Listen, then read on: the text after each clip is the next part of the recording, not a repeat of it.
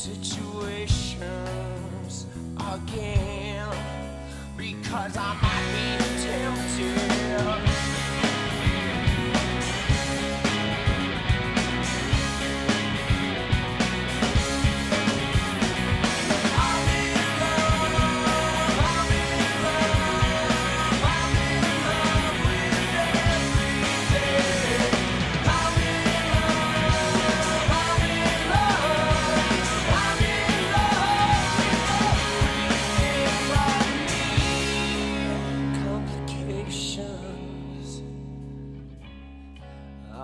Get me into these situations again, because I might be tempted. I'm in love, I'm in love, I'm in love with everything. I'm in love, I'm in love, I'm in love with everything but me.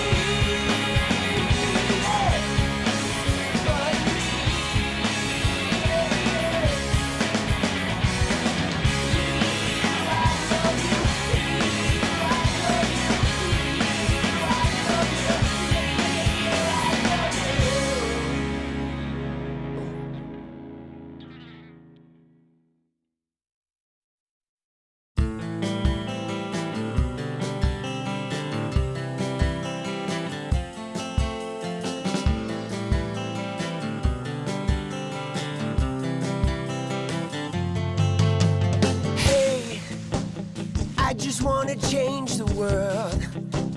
I just want the perfect girl. I don't wanna hang around, I'd rather be found. It gets better, I wonder, my pleasure together. Everyone's waiting, anticipating.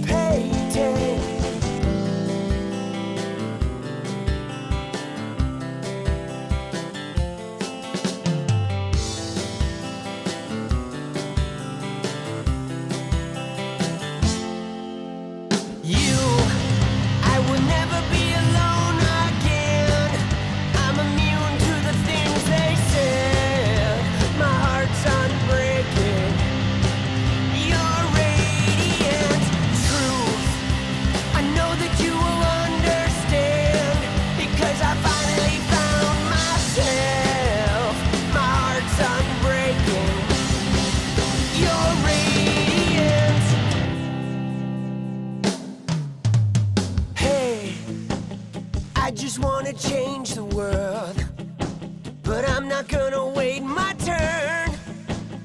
I don't ever want to come down, I'd rather be found. It gets better, I wonder, my pleasure together. Everyone's waiting, anticipating.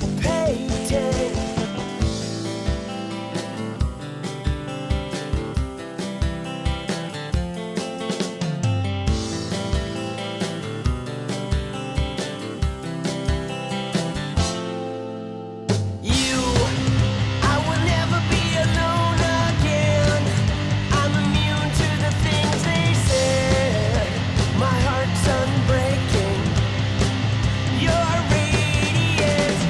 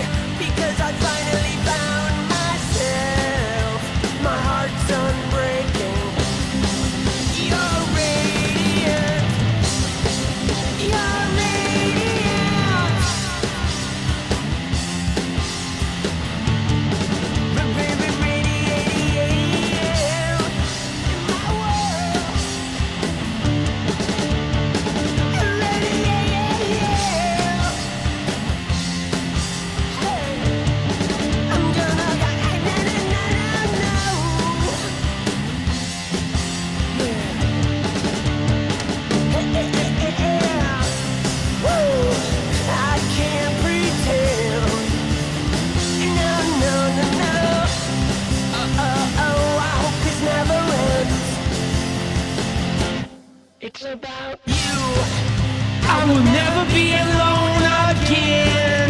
I'm immune to the things they said. My heart's unbreaking. Your radiant truth, I know that you will understand, because I finally found myself. My heart's unbreaking. You're radiant. You're radiant. Yo.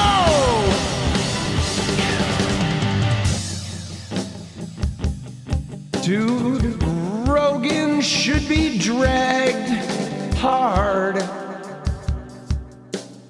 What an absolute fucking putz. Yo! What up? Dude, I've been depressed most of the day, I'm gonna warn you. So I have no idea what we're getting into this evening, just FYI. Alright? Alright? So there you go. Sometimes that depression just fucking digs in, bro. Paint away, day and night, 6 hearts, hope I'm okay. You're alright, goodbye then if you dare. Someone new is pulling everywhere. I'm afraid to let them. Nothing is what I say. I feel far away. Nothing is what I think. I will drown in pink. Yeah, yeah, yeah, yeah, yeah. After you, I'm afraid of feeling some too soon. Cling to what you're given. Nothing is what I say. I feel far away. Let's go. Nothing is what I think. I will drown in pink. Yeah, yeah, yeah, yeah, yeah.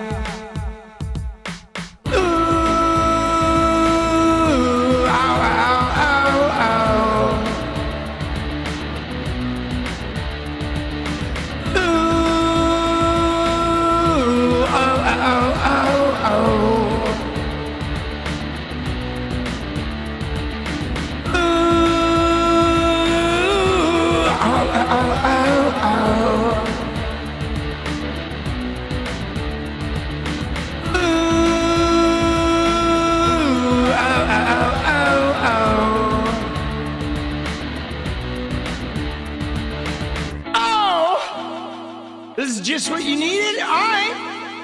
Paint away, day and night, 6 hearts, hope I'm okay. You're alright, goodbye then if you dare. Someone new is pulling everywhere. I'm afraid to let them. Nothing is what I say. I feel far away. Nothing is what I think. I will drown in pink. Yeah, yeah, yeah, yeah. Nothing is what I say. I feel far away. Nothing is what I think. I will drown in pink. Nothing is what I say. I feel far away. Nothing is what I think. Nothing is what I think.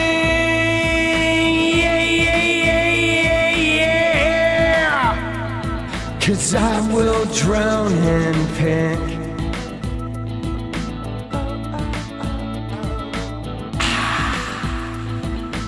Oh, oh, oh. Yo! Alright, alright. Alright. I'm feeling slightly better. Dude! Oh, shit! Yeah, man. I don't know why, dude. It's really weird. It's really weird because I have gotten like more sleep in the last 2 days than I have gotten on any 2 days in the last couple of months. And I was depressed all day. Dude, Ella! No way, Ella! Ella says, Tommy, sending you and everyone here positive energy and vibes. Thank you, boss, for everything you and Jenny do. We love you, boss. Thank you. Thank you. That gets a tiggled biddies. Let's go. Thank you, Ella. We're going to give you a Trumpy, too. Oh, shit. Thank you. All right. Now I'm starting to come around. Dude. Oh, thank you, Ella. Let's go. Shit, boss. Oh, dude, let's go. Dude, stop the stupidity with 5 gifted memberships. Let's go. Yeah, no, I honestly don't even know what it is. I honestly, like Jenny can attest, I've had a little bit of the depression today. And I don't get it a lot. You know what I'm saying? I don't get it a lot. So I don't know if it's like, if I got too much sleep, if it's the war, it could be like all the like death and destruction that's going on. I honestly, I don't know what it is. But so anyway, all right. So let's start with some funny shit. Okay. We're going to get into the funny shit. First, I got to show you this clip. It's the Chad. Dude, it's the Chad. Oh, yeah, probably because the whole world is on fire. But all right, so let me start with this majority report clip. Dude, let me just tell you, this shit is like one of the funniest fucking things I have seen in a while. All right, you ready? Dude, this thing is hilarity, boss. Where is it? It's this. Oh my God, dude. This shit is so funny. Like, watch this. Dude, they're reading, one of their viewers, like, chimed in. Oh, hold on, let me get my fucking window set up here. I gotta get my window properly set. Okay, so one of their viewers chimed in. You ready? This one is so good. You ready? Watch this. Existence on Sam's Subaru. I was wondering if the white smoke over Tel Aviv is an indication they picked a new Jeffrey Epstein. Oh, God. Existence on... Dude, is that not the greatest thing ever? Sam's Subaru. I was wondering if the white smoke over Tel Aviv is an indication they picked a new Jeffrey Epstein. Dude! Oh, my God. Oh! Dude, I can't not... Like, oh, my God, bro. That is hilarious. Oh, Jesus. All I can say is we're looking into it, okay? Dude.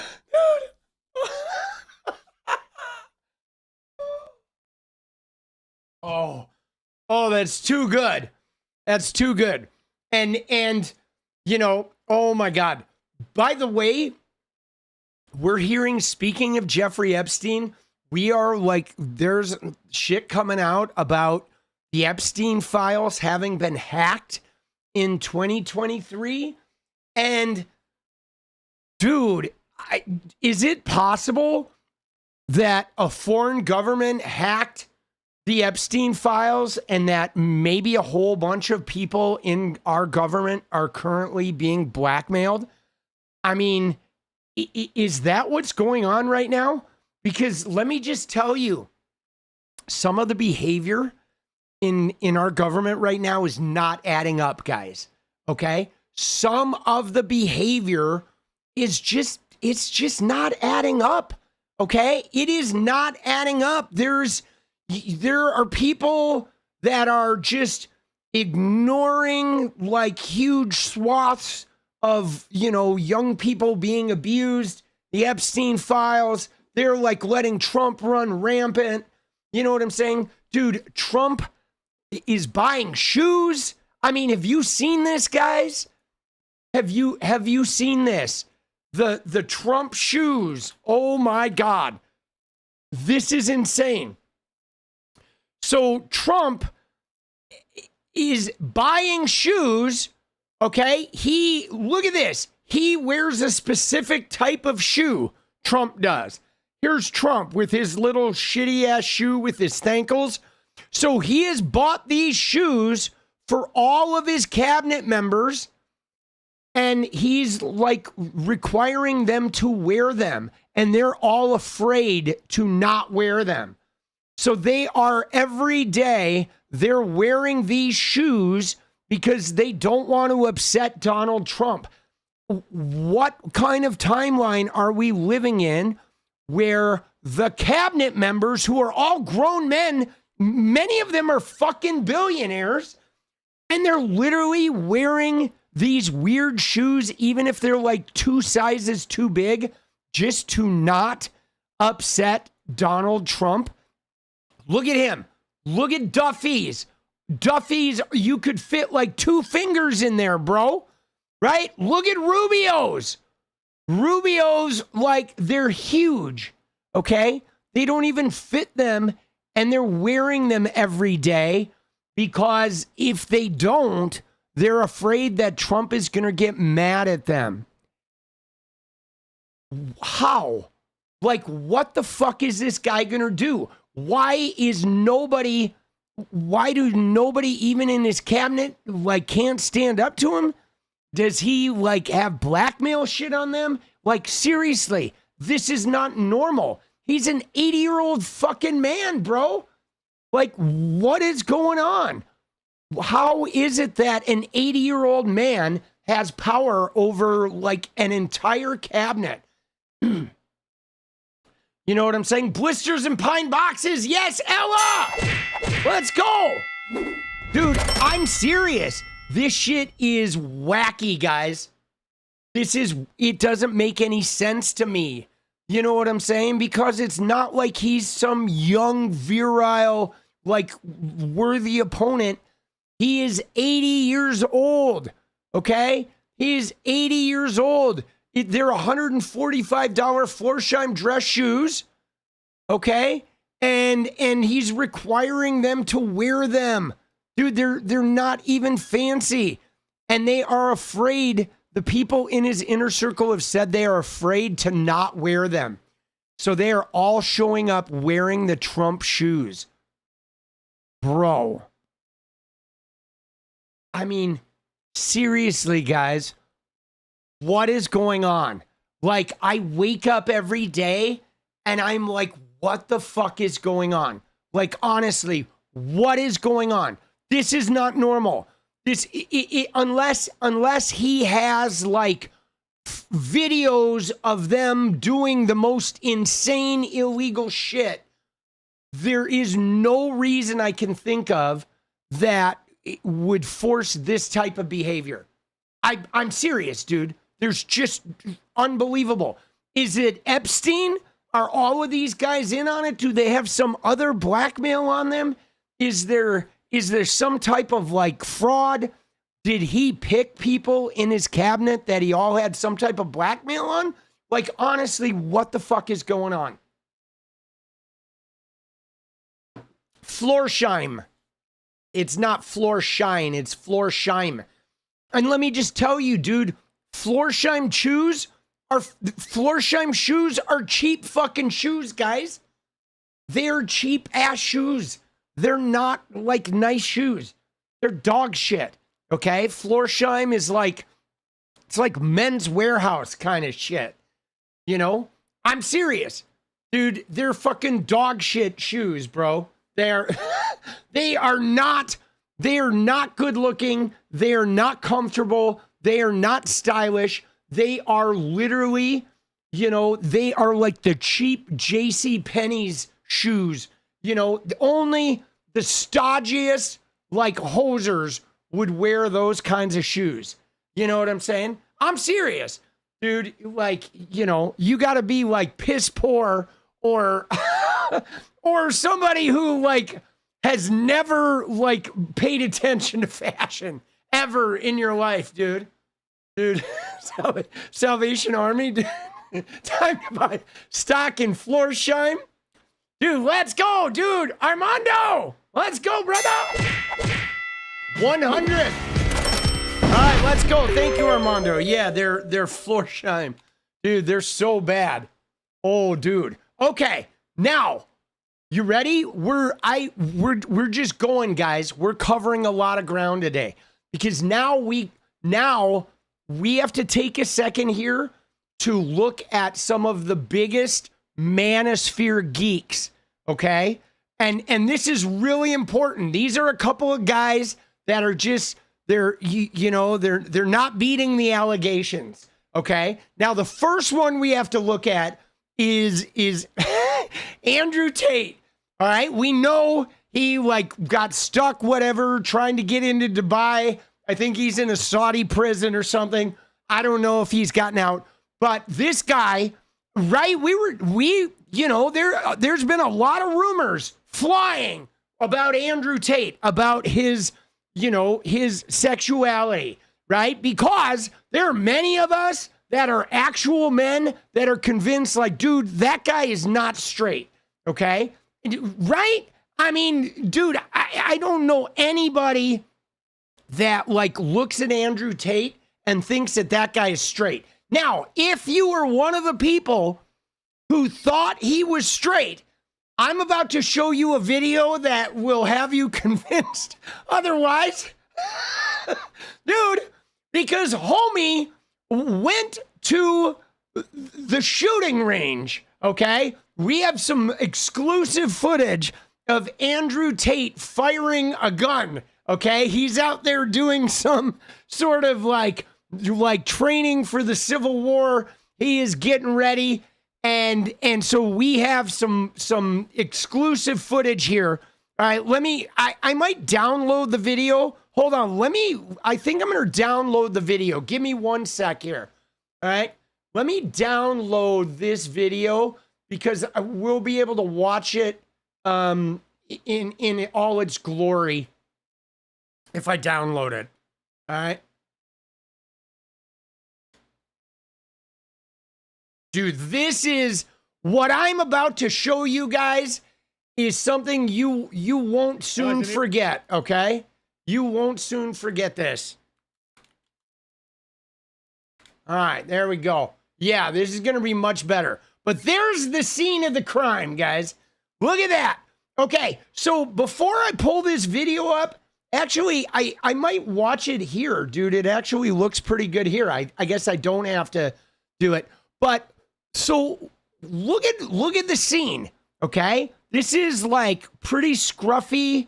You know what I'm saying? It's rocky. He's in some type of a quarry, okay? It looks it looks like some rough ground, like the mountains of Afghanistan or something, or, but dude, what is he wearing, bro? He's wearing some slippers, or he's got no socks on. He is wearing some deck shoes. Right? Dude, first off, he's got the Benny Johnson black t-shirt on. And look at him with his little ear coverage. Dude, he's outside. Why is he covering his ears? I mean, you normally wear ear coverage when you're inside a shooting range because that shit is echoing and there's 20 guns in there.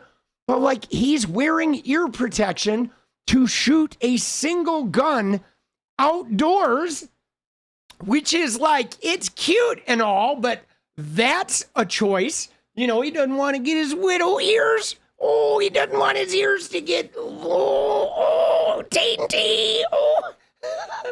But dude, what is going on with the loafers? Okay. He's barefoot, loafers, pistol. All right, you ready? Let's watch him though. You'd wear ear protection? All right. Yeah, I mean, dude, I don't wear ear protection. I don't. But I never wore ear protection as a musician either. I don't wear it at concerts. I blew mine out, man, when we saw what was that French band the guys that were at the Olympics. We saw that French band, dude, that were at the Olympics. Oh, fuck, what were they called? Yeah, is that what it is? 𝗙𝗍𝗃. Yeah, the ones that did that crazy shit at the Olympics. We saw them open up for Korn. Oh my God, dude. I kind of wished I had ear protection after that, dude. My ears were ringing for like a month. But again, guys, I don't wear socks, okay? I don't wear socks. I wear Vans without socks a lot. But like, dude, if I'm shooting a gun in a quarry, I'm wearing some socks. I'm definitely not wearing loafers. But all right, you ready? Here we go. Now watch him. Here we go, dude. Here we go, boss. All right, let's go. Eyes and ears, Rangers hot. Shooter ready. Begin. Threat.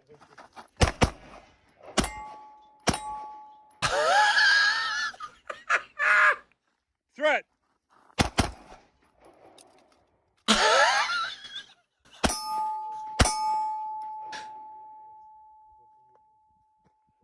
Clean. Threat. Dude, isn't that the funniest? Oh my God, bro. The way he's like holding that gun. Threat. Oh, Andy. One more time, dude. Eyes and ears, Rangers hot. Shooter ready. Begin. Threat.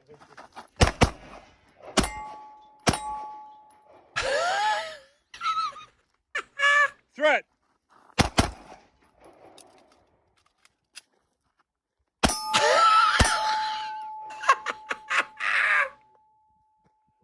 Clean. Dude, clean. Oh my God. Dude, isn't that funny? Isn't that wild? Dude, homie is like, there's no way this guy is straight, dude. There is no way.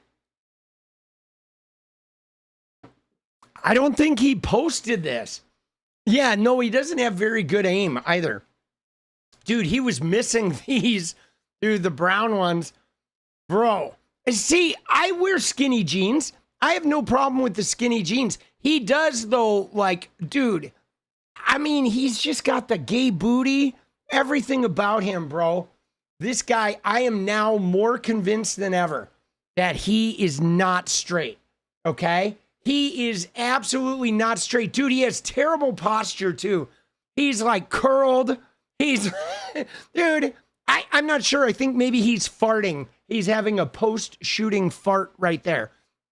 But, dude, that really charmed me up. Now, on the heels of this Andrew Tate shooting, okay, right? We got Andrew Tate shooting. That was very exciting. Okay, now, guys, we have to go down to the opposite end of the Manosphere section, and we have to look at Trump's rally today, okay? Because Donald Trump had Jake Paul, okay, come in and speak a few words at the rally. Trump was having a big old rally in Hebron, Kentucky, okay? He had Jake Paul come out. Now, what's amazing is two things. One is nobody in the crowd like knew who Jake Paul was. You could tell people were just silent as he was talking. Dude, Chet Chetler, glad you were here doing your thing every night, boss. Thank you, Chet. We appreciate you, boss. Okay, so that's number one. Watch the audience reaction to Jake Paul. But number two, guys, look at his armpits, okay? You have to look at this man's armpits. Like, I don't know what was going on. I don't know if it's the steroids or what it is, but like, steroids will cause profuse sweating, but like, guys, you're not going to be able to not see this. Like, you are not going to be able to unsee what I'm about to show you. Dude, you ready? All right, now watch the pits and then watch the audience reaction. Because I don't think anybody in the audience even knows who Jake Paul is. But here he is. But you know what? It showed lots of courage. Come here, Jake. Say a few words. Look. Yeah, what Mr. Trump has taught me is courage. You know, we never back down from a fight, even if they're much bigger than you, much, much bigger than you. And I feel all the local Kentuckians feel the same way. You guys have that fight. You guys have that swag. There's a lot of young kids in here. The future of America. I grew up just a few hours away from here, and my dad taught me to fight. And all of our voices matter in America. And I'm never afraid to speak the truth, and I know you guys aren't.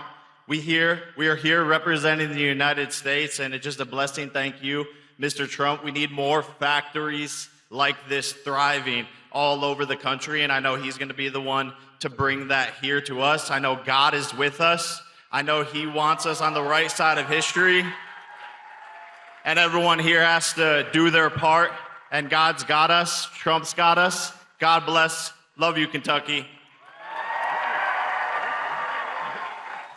Dude, what a brick free throw. Like, did you see that? Nobody was reacting. Oh, you got to fight, stand up. Nobody was reacting. What is going on with the suit, guys? Honestly, what the hell is going on, bro? I have never in my life seen armpit stains like that. Like, never. Like, what is going on, dude? It's like Monty Python type shit. Dude, nobody knew who he was. Everybody like, oh, yeah, fight. Oh, like Kentucky, you guys are fighters. People are just like, why is that guy wearing a tan suit? What's that guy got under his arms?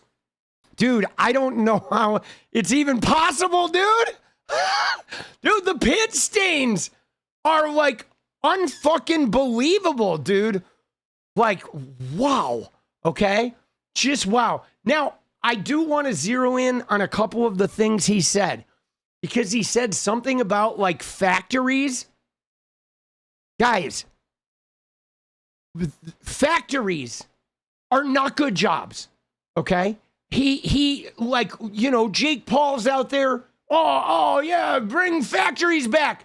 Nobody wants factory jobs, okay? Factory jobs are terrible fucking jobs. They don't pay well. They don't have good insurance. They don't have good retirement. They work you to death. You are like on the clock with like, if you take too long doing shit, they bump you. They bump your pay. They're terrible fucking jobs, okay? And what's more, if factories do come back to America, they're all going to be staffed by robots. We already know this. There's no large-scale human, like, employed, you know, factories coming back to the American fucking, you know, labor market. So I don't even know what they're talking about. Now, can we look at Trump, too? Can we talk about how Trump looks like half dead? Like, honestly, what is going on with Trump? I notice this all day today. He looks like garish, dude. He looks half dead, okay? His skin tone is like, I don't know, it's like burnt umber mixed with, you know, like Nestle's Quick or something, dude. Dude, embalmed, yeah. He does not look good. He does not look good. All right, let's see how he follows it up, though, here. And everyone here has to do their part. And God's got us. Trump's got us. God bless. Dude, God's got us. Trump's got us. Okay? Trump. God's got us. Trump's got us. All right. Love you, Kentucky. Oh, yeah. He loves Kentucky, dude. Dude, that's the one thing we all know. Everybody knows, like, you know, Jake Paul loves Kentucky, right? It's commonly known. And yeah, dude, there are two grapists. It is grapist and grapist.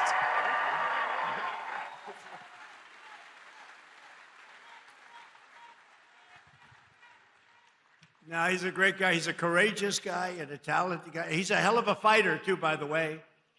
And I just want to say, I'm going to make a prediction. that you will be, in the not too distant future, running for political office. Dude, Jake Paul running for political office. All I can say is, you ready? I have a prediction I'm going to say over my dead body. Okay? There you go. All right? If Jake Paul runs for office over my dead body, dude, I will literally, I don't care where he runs, I will drive to the state he runs in to go door to door to make sure that motherfucker never gets elected, bro. Dude, I'm serious. I will, unless he's running in fucking, right? There's no way, dude. Oh my God. No way. Dude, he is the white Herschel Walker, isn't he?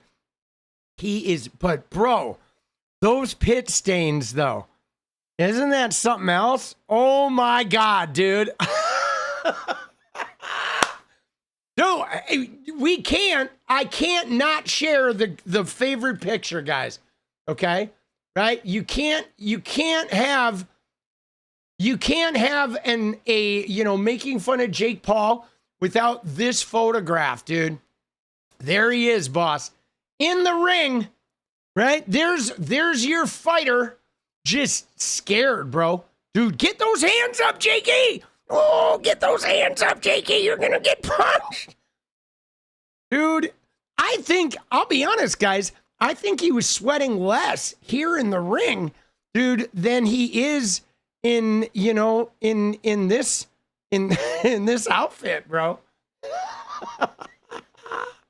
Dude, what are we doing, bro? What are we even doing, boss? Like, how? Dude.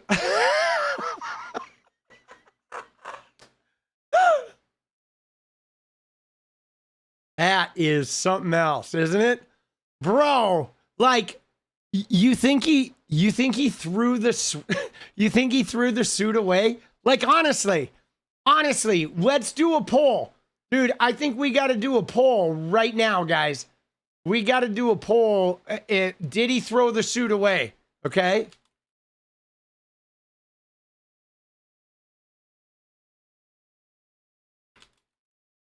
There we go, dude. Let's go. Everybody get in on it. Dude, I think he did. Dude, there's no way, bro. Oh my God. Dude, I'm voting yes. Oh, I can't vote. It won't let me vote, dude. That sucks. I don't get to vote because I created the poll. He's sending the suit to Tate to sniff. That's a possibility, right? Oh, man. Dude, he's got enough money to throw it away, but that almost makes me think that maybe he didn't, right? Maybe he held on to that shit, Maybe he's not gonna throw it away, right? Maybe he's gonna keep it, right? Maybe he's gonna make Logan smell it, right? Logan's gonna have to smell it too, right? Dude, it looks like the yeses are winning. Holy shit, dude, 100 votes already. Damn, boss. You guys, that's more votes than TYT. Shit, bro. Dude, what a crazy fucking... This shit is wild, dude. It is wild, guys. And, of course, they had they filmed, all right? They filmed some guys outside the event, okay? Right? Outside the event. Where is it? Oh,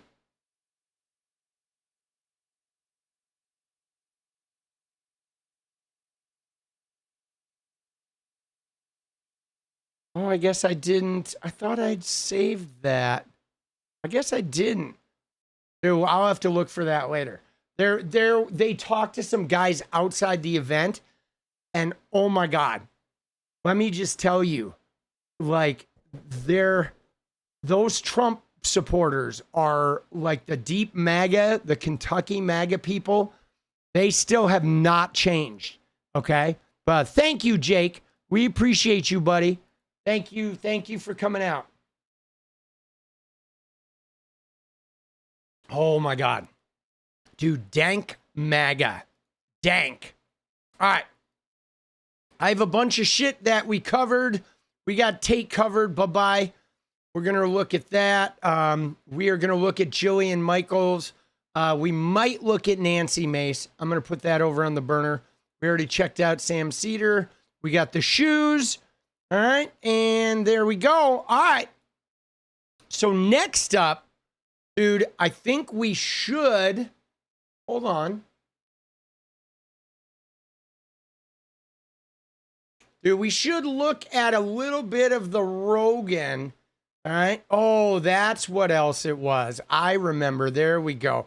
Yeah, let's look at the Rogan stuff. Okay. Because there are a bunch of clips of Joe Rogan. Now, let me just tell you guys, Joe Rogan is fucking pissing me off. Okay. He is.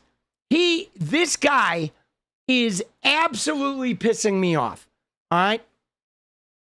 Because he is now trying to be the voice of reason, right? He is now having show after show after show where he's like, like Trump's not really doing the things he said he was going to do. And it's like, yo, Rogan, you knew this, okay? You knew this. You knew. We all saw his first fucking term. He did nothing. We saw him melt down during COVID, okay? And Joe Rogan himself asked him about the 2020 election, and he knew during that big interview, during the campaign, that Trump was lying. He caught Trump in the lie in the 2020 election, the lie about the 2020 election, and he still shilled to get this guy in office. And now he's like, oh, now all of a sudden he wants to have some level of like, oh, I didn't really, expect him to be like this. Like, oh, he's not really coming through. Dude, yeah, no, Rogan was completely irresponsible. Okay? The money thing to do, he wanted the tax cuts. He knew the Trump thing was going to be a huge YouTube hit, right? He played it for the Manosphere bros, but like all of those guys did. Andrew Schultz, fucking Theo Vaughn, Donald Trump, Joe Rogan, they all did this. All of them did it, okay? And now they're all trying to be like, oh, what do you mean? Like now they want like a take back. And I'm telling you, man, they don't deserve a take back. Okay, they don't deserve a take back, man. They're gonna, you watch 2-3 years from now, like after the next presidency is over, they're gonna like dog on Trump. They're gonna be like, man, he was so bad. I can't believe how bad that was. They're gonna like lay into it, dude. Yeah, Schultz, dude, I don't like that guy. He's got an ugly mustache for starters. Anybody who has a hideous mustache like that is like, bro. Dude, you need to like turn it down, dude. You need to turn off like Super Troopers and just chill the fuck out with the mustache. All right, homie. Let me find the clips. Hold on. I found a thing with some Rogan clips that we're gonna look at from today. All right, let me find it. It was.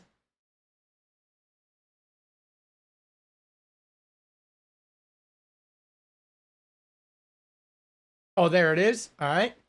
There was a Twitter account that was pulling a bunch of Rogan clips. Oh, look at this, dude. It says, home of the brave, right? This is so funny.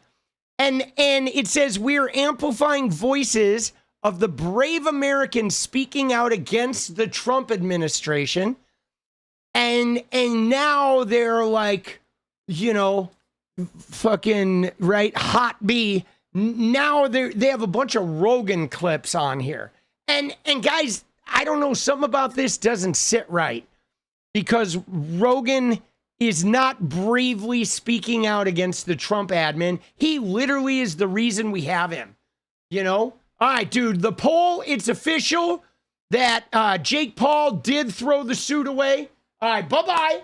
Bye-bye, poll. Somebody else mentioned dance party. Let's get it going. Dude, I'm ready to get the dance party going. We're doing it. We're doing it. Pine Box dance party.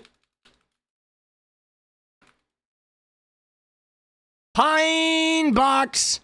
Pine Box. There it is. Yeah, no, just this Rogan, these guys getting like a take back does not sit right with me.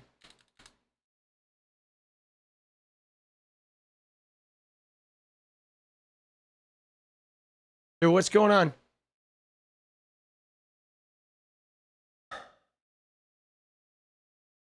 What's going on, boss?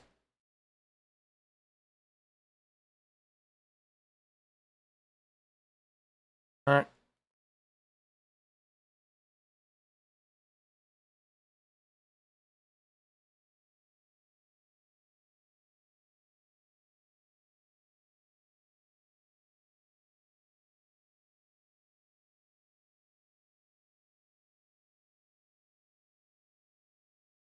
It's not working.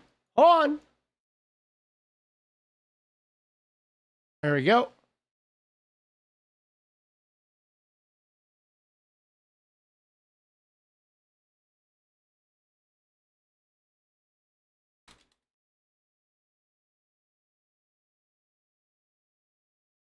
There we go. There's the goal. Oh, dude, what the hell, dude? All right. Hold on, let me end the goal. Dude, something's going on, boss.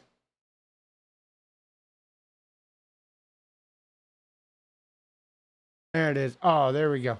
Okay.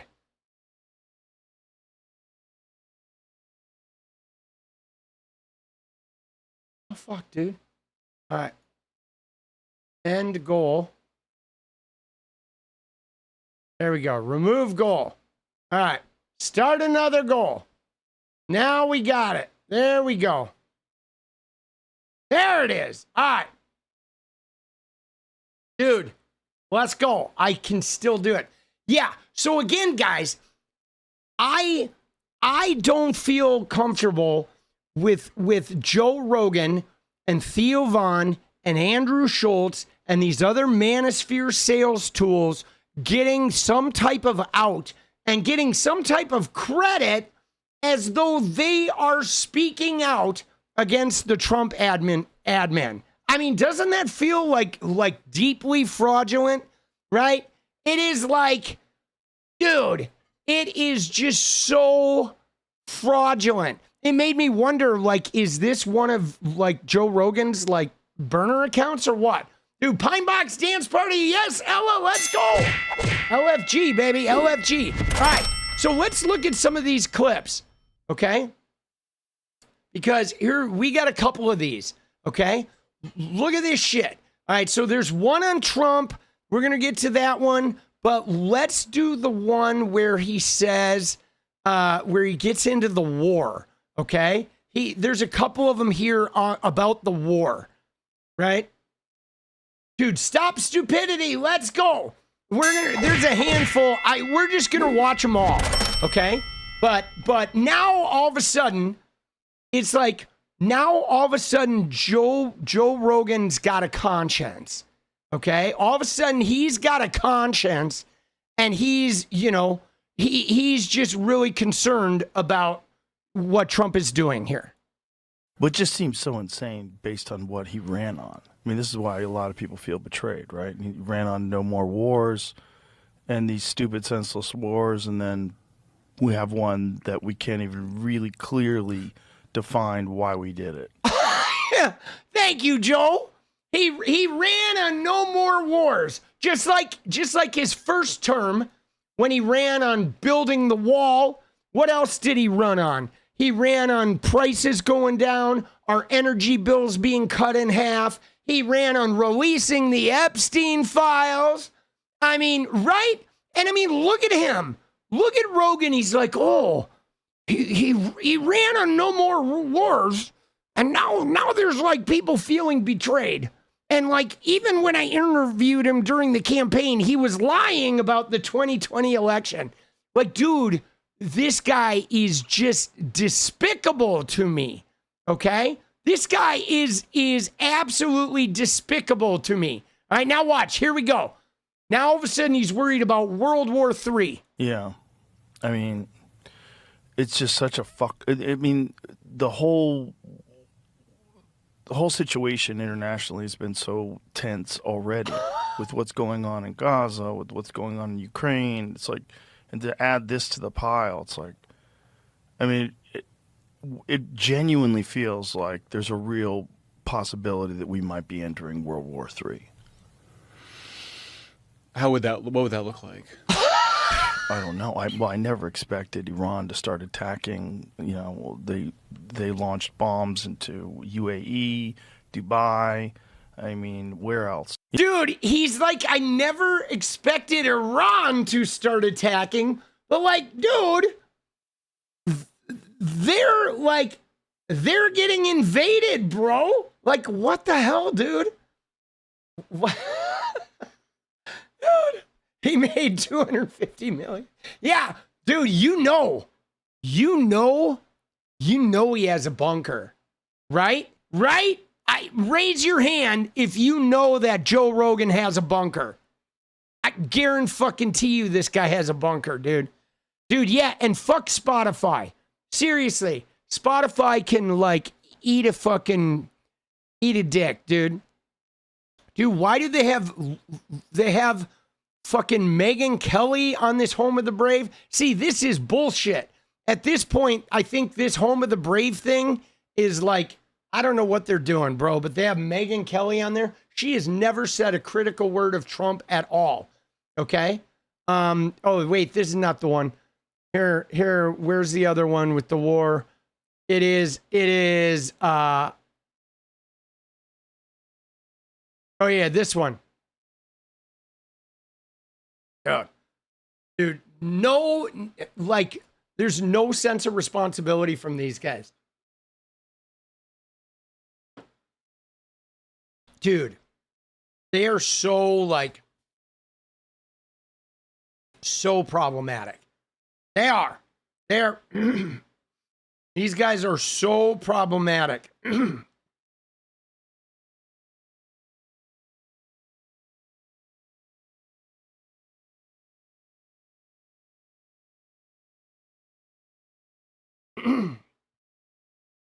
All right, you ready?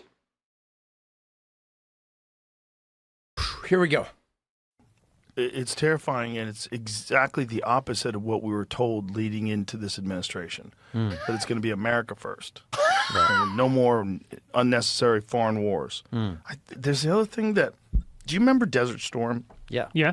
Desert Storm, quick and easy, baby. Woo, we went in, kicked some ass, took some names. That's a wrap. Yeah. Pulled out. There was only one base that got hit, so there was the amount of deaths by American citizens was fairly minimal. I think that's what got people so confident into entering Iran after 9/11, or excuse me, Iraq after 9/11. To go back, like we already fucked them up once. We're going to go back, and this is going to be easy. Well, it wasn't easy the second time, and it was drawn out, and it didn't make any sense. But people wanted some form of revenge, something for 9/11, and so somehow or another they justified a war with a country that had zero to do with it. Like, didn't... Dude, Iraq had nothing to do with 9/11, bro. Like, what a fucking idiot. It makes sense. That one took for, and then we also invaded Afghanistan at the same time. What did we do? What the fuck? So in the fog of this idea of American exceptionalism, we're just going to go in and fix it. We did it before. There's no one even close to us. Well, look how that turned out. Dude. And yet, Joe Rogan helped bring us Donald Trump. Dude, look at these eyes, bro. Look at those eyes, dude. Look at them right there. That's the shot, bro. This image is like all of us, okay? This is America on Trump right here, dude. Dude, what an idiot. He is, I mean, see, they're trying to get a take back. They are. He is trying to be like, ooh, the rational one. The what are we doing?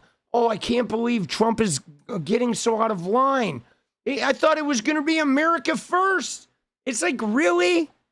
You had him on your show, Joe. You talked to him about the 2020 election. You knew he was lying. So what made you think he was telling you the truth about anything else? Give me a break, dude. See, that's just it.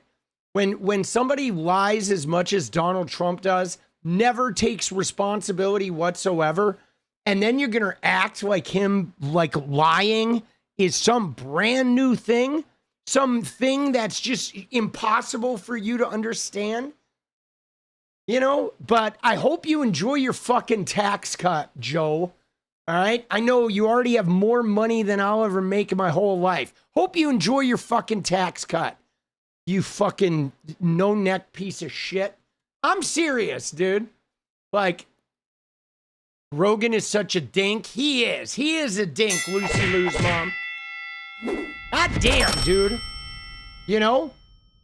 He is like, he's trying to, you're right? He's trying to, like, eke his way out. All these losers need to go to their bunkers now. Dude, culture, I'm down with that. Dude, I am heavily down with the early bunker program. All right, watch this one, dude. Here's another one. That doesn't make much sense to me, but neither does this idea that you're going to take over a country's oil supply.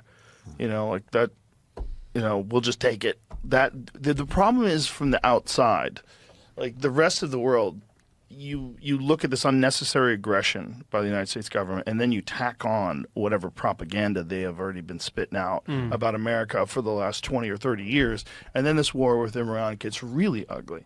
Because that's how you start a World War III. You start a World War III by doing something that, other than people that wanted this forever, who else thinks that's a good idea? Who else thinks it's a good idea to just attack a country that isn't doing anything? They haven't done anything. Yeah, it's a terrible idea. And let me tell you there, Joey, that what America did, you mentioned the propaganda. Dude, Ella, let's go. Here it is. Let's go. He mentioned the propaganda, right? He mentioned in other countries is what he was talking about. So he's talking about how Iran has a whole bunch of propaganda they grow up with that says America's bad. America's imperialist dogs. America are aggressors. America are, you know, like meddling everybody's business. They say a whole bunch of things about America. All the people in Iran are propagandized. And now it's all believable. Okay? We just confirmed it all. We just absolutely confirmed it all. What have we done in the last 10 years? Okay, there was finally a nuclear deal. Some money, some assets that had been frozen illegally were returned to Iran. We had sort of made good. You do your thing, we'll do ours. We'll inspect your nuclear shit, and everything's good. And then Trump gets in office, and the first thing he does is he rips up the nuclear deal. He says, screw the nuclear deal. We're backing out immediately. Then he starts like backing Israel's every move when they get, you know, aggressive or overbearing, whatever, just backing up Israel, fucking around, tinkering with the locations of embassies and shit like that, right? And Jared Kushner's running around being some envoy in the Middle East whose dad is good friends of Netanyahu. Jared Kushner's walking around with a suitcase full of fucking money, right? $2 billion after, like, they let that journalist get bone sawed. And so everybody's just getting these special privileges in the Middle East, except Iran. Iran's getting like sanctions and told that, you know, anything they want to do is wrong. And we're just literally on their ass the whole time. And then we just attack them for no reason, for like no reason. You know what I'm saying? Like none. And in fact, it is so bad that when they ask Karoline Leavitt about like why the attack happened, listen to what she says. Okay, listen to what this fraudulent fucking person says. Watch this. The president said yesterday for the first time that he had to strike Iran because he believes that Iran was going to strike U.S. targets within 7 days. And then he bumped that down later to 3 days. Where is he getting that? Well, that's not the first time the president has said that he chose to launch Operation Epic Fury because he felt as though Iran was going to strike the United States and our assets in the region first. Because he felt, okay? He felt. There was no, he didn't get an intelligence report from the CIA, right? 𝗙𝗪cie 𝗵𝗍𝗪 didn't like wake up from a hangover and dial him up and say, oh, Trumpy, oh, we're getting attacked. He felt, okay? And now watch. Again, I addressed this in the last briefing. This was a feeling the president had based on facts provided to him by his top negotiators who had been engaged with the Iranian regime in a good faith effort. The Iranian regime was lying, deceiving the United States of America, clearly trying to continue their nuclear program to create a bomb that would, of course, threaten the United States of America. By the way, even if Iran had a nuclear warhead, okay, even if they did, there's no way they could threaten the United States. The ICBMs that Iran has have a range of like 1,200 miles. Okay, that's it. 1,200 miles. That is all they have. Okay, they can shoot shit to Russia. They could hit the Middle East, right? They could maybe hit a little bit of Africa. But there's no way a missile from Iran could come anywhere close to America. We are 6,500 miles away. There's no fucking chance. Not a chance. There is nothing that Iran has that could ever threaten this country. Just like from an outset. Nothing. No missile. They have no capability. Again, their ballistic missile arsenal, they were rapidly and aggressively increasing that by the month to a place where they would essentially build immunity for themselves, where a future president or President Trump would not be able to launch this incredibly successful operation. And so the president, again, as I have reiterated and he has said, was not going to sit back and allow the Iranian regime to threaten or to attack the United States of America any longer. But there are no U.S. leaders or Israeli leaders who are making those same claims. So is he making this up to justify his decision to go to war now? The president is not making anything up, Nancy. He is looking at this every single day based on intelligence, based on facts, and based on intelligence that he himself and his negotiators have consumed based on their, again, negotiations with the rogue Iranian regime over the past year. And See, what's funny about this is she keeps saying his negotiators, right? Which is like Witkoff and Jared Kushner is a negotiator, but like nobody in the government, like that reporter said, nobody in the Israeli government, nobody in the U.S. government, nobody, none of the intelligence people, nobody at the CIA, nobody at DNI, nobody has had any type of intelligence that said Iran was going to attack the United States. Like Netanyahu's regime didn't even have that information. Okay, like nobody but Trump and Witkoff and Jared Kushner, like got in a little circle jerk, and next thing you know, they're like, oh, we're getting attacked. Oh, they're coming for us. the president and his team tried in a good faith way to reach a diplomatic deal through peaceful means with the Iranian regime. And Iran chose this path to death and destruction. Iran wanted to attack the United States of America, and the president was not going to sit back and allow that to happen. He was not going to sit back and allow that to happen, and everyone in this room should be grateful for it. Dude, isn't that crazy? Like, the lies, guys. It is just the lies. Dude, yeah, and there's the negotiators. There they are, dude. There's Witkoff and Jared Kushner. There they are. Both of them just smarmy, like money-grubbing pigs is what they are. Dude, isn't that fucking crazy? It is like, it is just unreal that they have no, Trump is just literally like, oh yeah, on a whim, right? And again, He got asked about the school today, right? He got confronted about the school. Let's find the school. How many Big Macs for the Pine Box? Let's go, Disturbed. Let's go, baby. All right, guys, we need 24 and 12. We're going to watch this clip.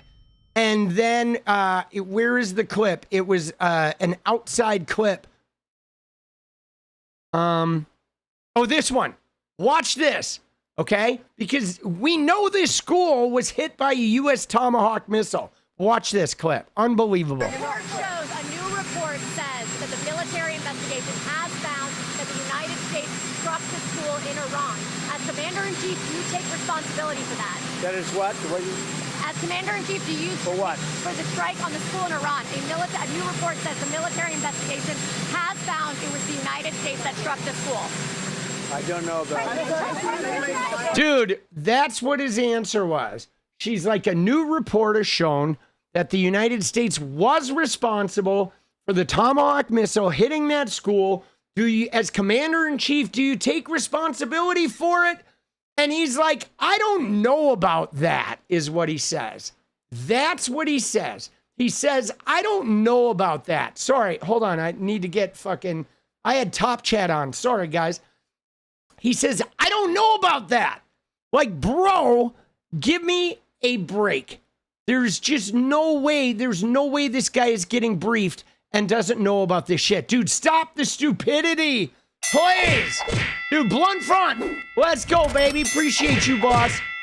Dude, like, the world will go out to the nations of the world.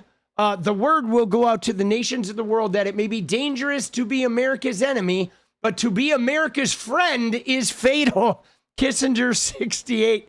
Oh, shit, dude. James, let's go. Oh, my God. Dude, he is like so, it's so toxic. He knows everything, right? Yeah, that's just it. That's what it is, Kate, isn't it? He spends most of his time like, I know everything. I know more than even my intelligence people do. I know more than there is to know about any particular subject until it means he needs to take responsibility for something. And then he's like, huh? Like, a school got hit? Like, where? Iran? Is something going on with Iran? What are you talking about? Stop the stupidity! Oh, shit, dude. Engrain, let's go, baby. Dude, he's like, Iran? I know that sounds familiar. Something about it sounds familiar, right? Dude, they're all like scoundrels. Unfucking believable, dude. So now he is gonna like deny that until the end of time, guys. He is, okay? He is gonna deny that until the end of time, but look at him, dude. Look at him, bro. He does not look good, dude. He looks like fucking death warmed over, as my mom used to say, right? Paducah. And as we take decisive action to stop the threat posed by the terrorist regime in Iran with Operation Epic Fury.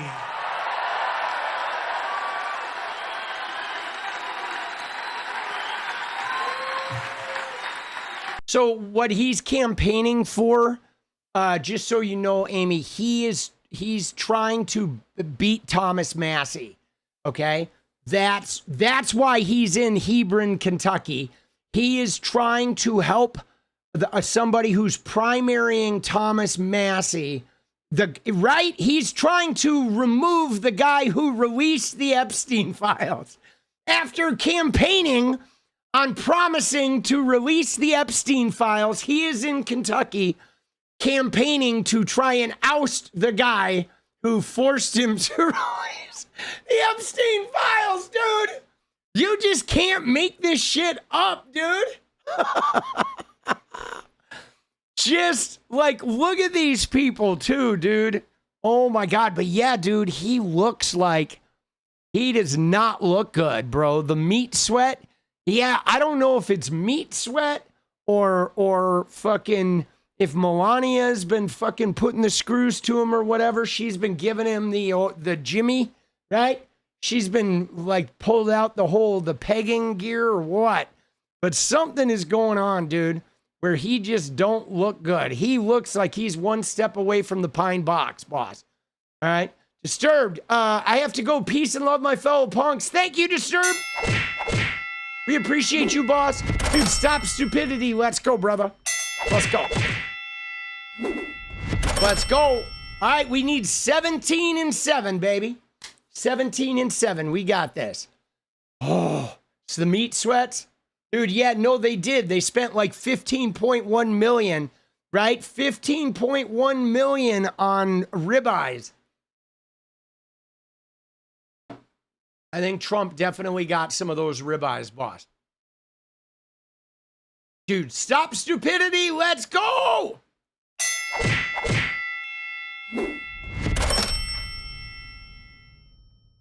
Let's go, baby. Let's go.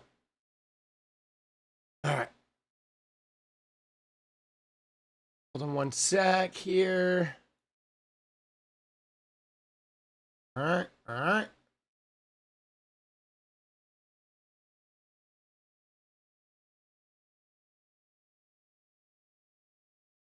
Dude, yeah, no, he doesn't look good, bro. Right? This is funny too. Watch this clip. You ready? Questions, Peter? Yes. You just said it is a little excursion and you said it is a war. So which one is it? Well, it's both. It's both. It's an excursion that will keep us out of a war, and the war is going to be... Dude, so the question is, you said it's an excursion and you said it's a war. So which one is Questions, Peter? Yes. You just said it is a little excursion and you said it is a war. So which one is it? Well, it's both. It's both. It's an excursion that will keep us out of a war, and the war is going to be... I mean, for them it's a war. For us, it's turned out to be easier than we thought. Questions, Peter? Yeah, by the way, dude, so it's an excursion, it's a war that's keeping us out of the excursion, it's an excursion that's keeping us out of the war, and whatever. And according to Trump, it's already over, even though, guys, it's not over, okay? I mean, I don't know what the oil price is. It was like 84 earlier today. Oh, shit, dude, it's back up. Dude, crazy. It was 84 earlier today, dude. So it already shot back up because this is centering around the Strait of Hormuz, okay? The Hormuz, was open, and now the Strait of Hormuz is having some issues. There are some mines. There were a couple oil tankers that got attacked. I believe Iraq, is opting out. Iraq is not even sending any more ships through the strait right now because a couple of them got attacked. So this thing is far from over, right? Oil tankers burn near Iraq as Iranian strikes defy Trump's claim to have won the war. So that's what it was. 2 tankers in Iraqi water that got slammed. Okay, they lit a couple oil tankers on fire. And are burning this shit after Trump is because Trump's bragging, oh yeah, the war's over. Oh, this is nothing for us. And I don't think Iran is really having it. And dude, all right, hold on. We got to take a pause real quick. We got 3 minutes. We need 15 and 3, guys. Now's the time to secure the dance party. You ready? Let's get it down. We're gonna hunker down for 3 minutes. And then we're going to go into this. I'm going to show you what Iran posted today. And Iran news media, oh my God.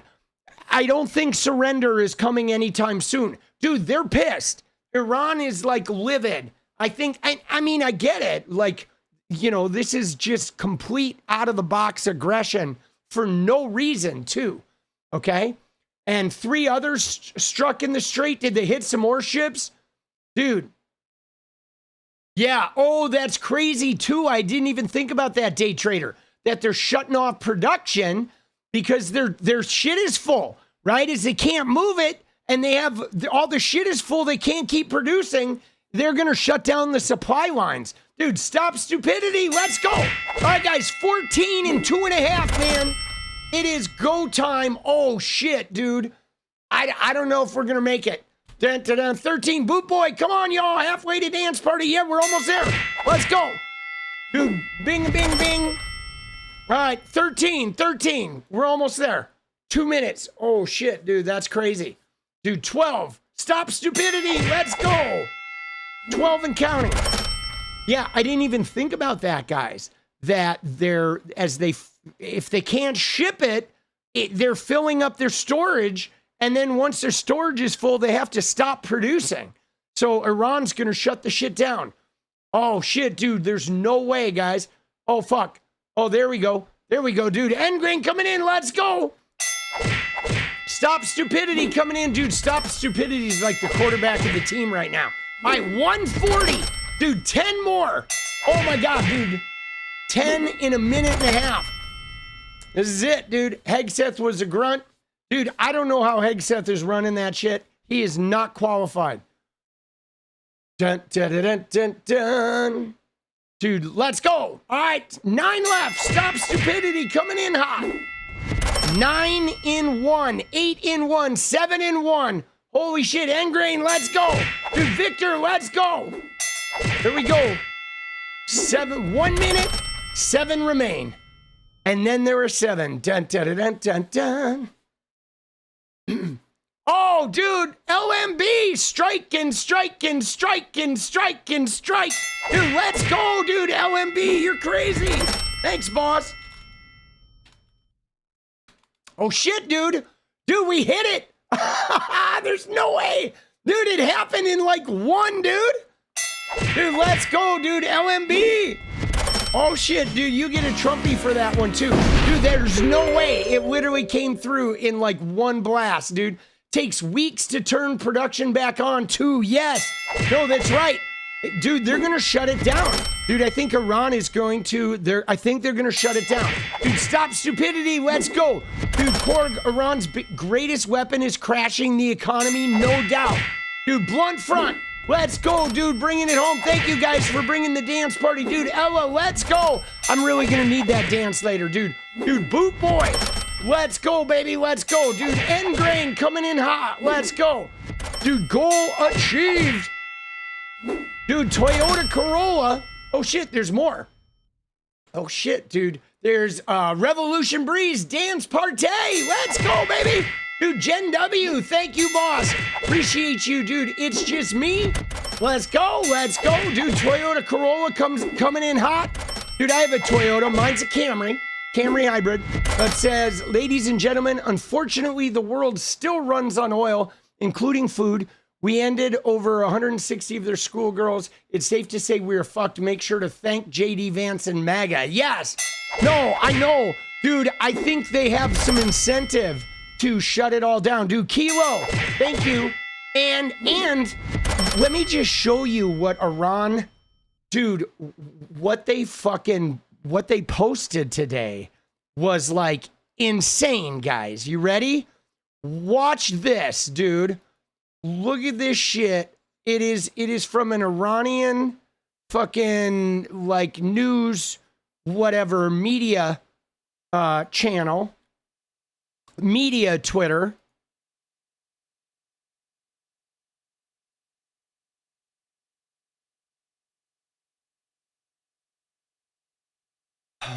I think it is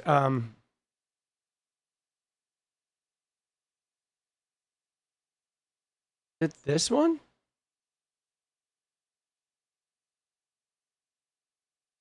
No. Where is it? It's 𝗙𝗪𝗪𝗀𝗪 posted it. Do your old Trumpy. It's your favorite. Oh, Trumpy. Oh. There you go, chat. All right, it right here, dude. This is crazy. There it is. Look at that. Iran News. Iran Media Now posted this today, dude. Dude. Right? Like, bro, that is You know what I'm saying? They're not going to surrender, guys. Okay? They are not going to surrender.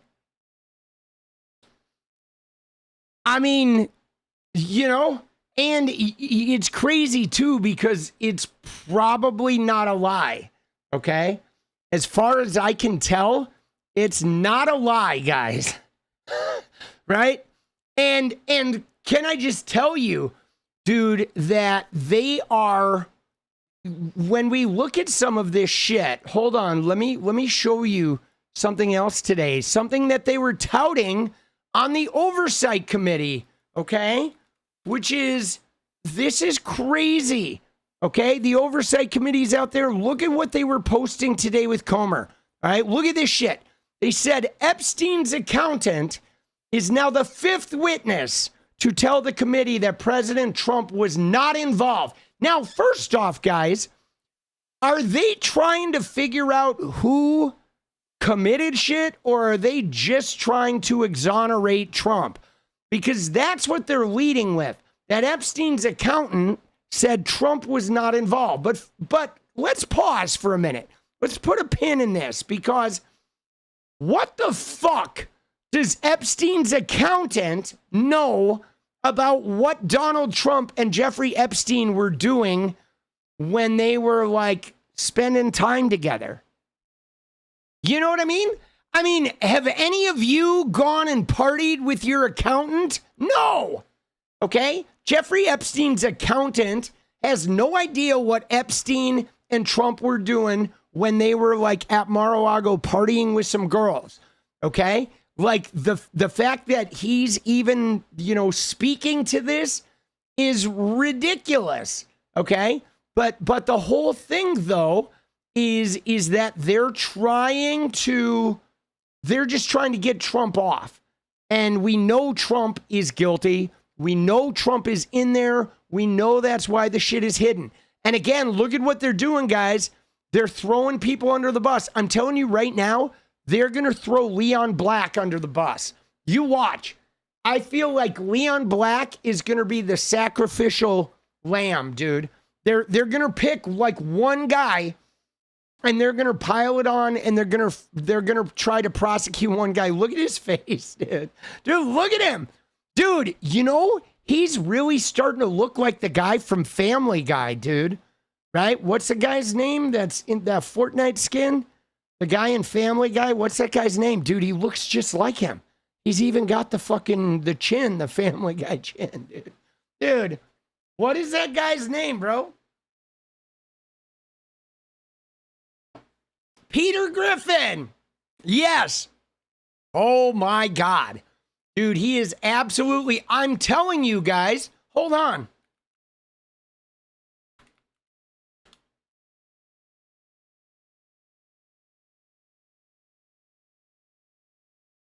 Let me find one with the right expression. There he is, dude. Tell me that ain't Comer, bro. Dude, that's him. That is fucking him, bro. Oh my God, dude. That is 100%. It's his new look, dude.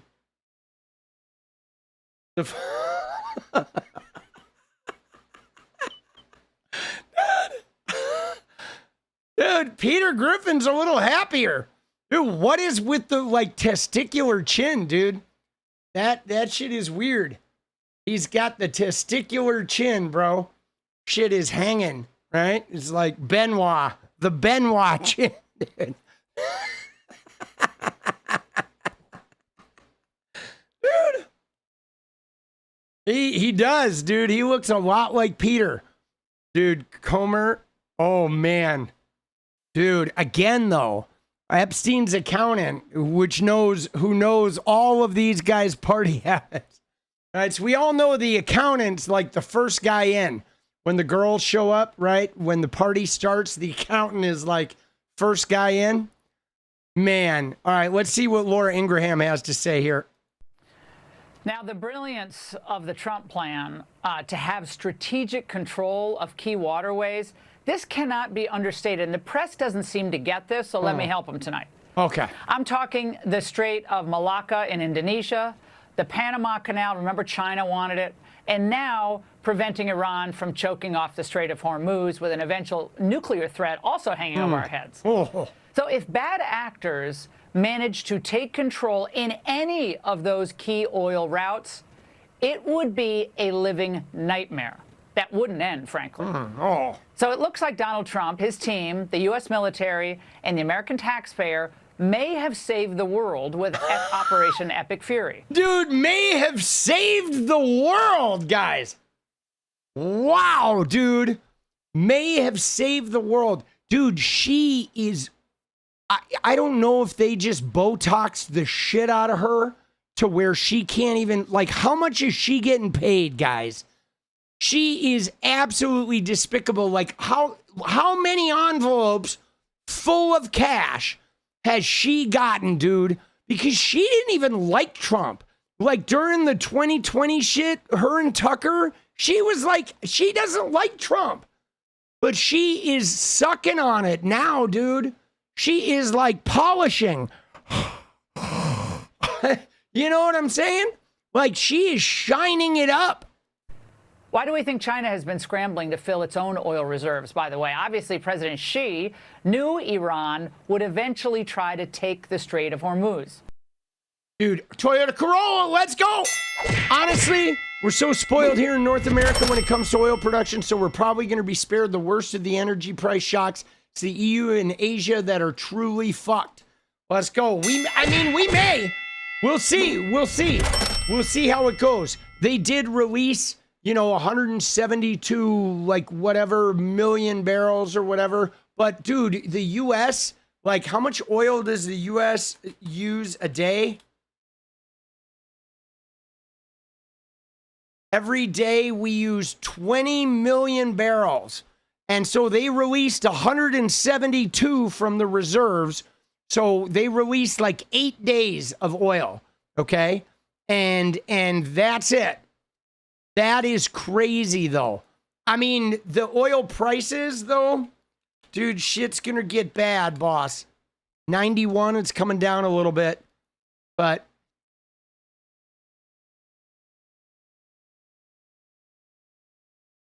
dude, crazy. Yeah, no, dude, yeah, I don't think China's too worried. I don't know. And I mean, this whole thing though is just so unnecessary. But dude, he did it during an election year. Like, that's pretty crazy. Like, is he trying to lose? Are they trying to lose? You know what I'm saying?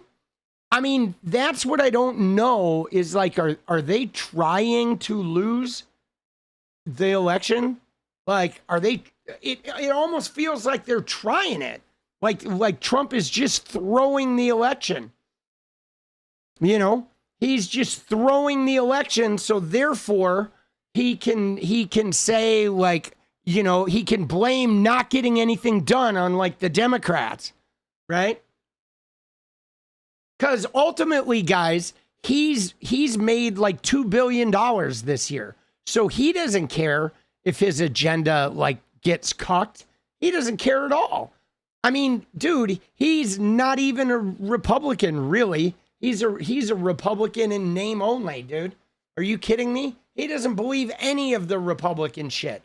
He's pro-abortion. He advocated for transgender women to be in beauty pageants. Like, trans women use the ladies' room at Mar-a-Lago. Like, dude, he's never read the fucking Bible at all, ever. Motherfucker's never gone to church unless it was for a photo op, okay? He's not the remotest religious person at all. He's never been fond of, like, being conservative with money, dude. He bankrupts shit and spends. That guy is not a fucking Republican at all, dude. He's just leading the cult, right? He's the cult of personality in the modern MAGA Republican Party, but, like, dude, he's not a Republican. Not at all, dude. I mean, the only thing he has, right? I saw dog whistles in chat. The only thing he's got is the racism. Okay? I'll give you that. The racism, that's the one way he's a Republican, because he is racist as shit. So the racism, he's in. But other than the racism, there's nothing about him that are fucking, you know what I'm saying? There's nothing about him that is Republican at all, right? Yeah, and the greed. True that. The greed, not paying taxes. Trump will say he won no matter what. He will, Paula. Let's go. Jesus. All right. Moving on. All right. Thank you, Joe Rogan. You fucking clown. All right, let's look at this. Dude, He's 80. He doesn't. I want to just see this last Rogan clip, and then we move on. He's 80. He doesn't have much to lose. Right. Last term. That's the scary thing about old leaders. It's like death is imminent. It's within a decade, if you're lucky. Dude.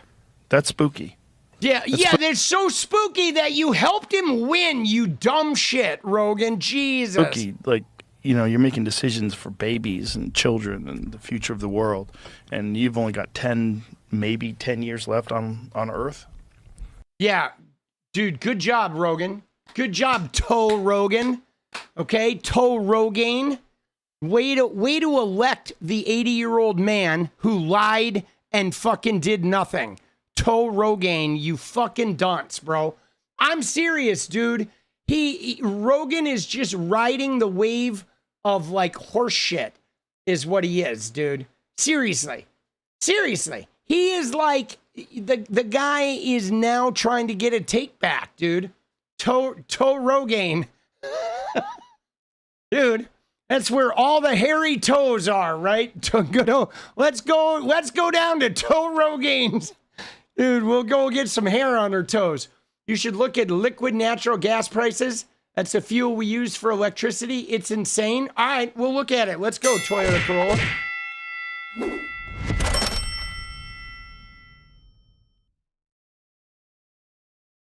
Natural gas, LNG.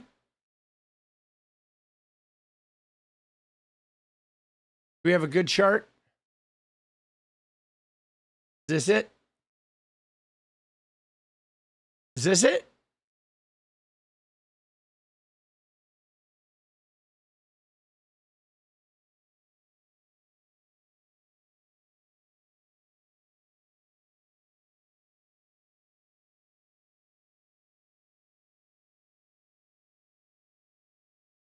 Oh, looks like it's going up a little, huh?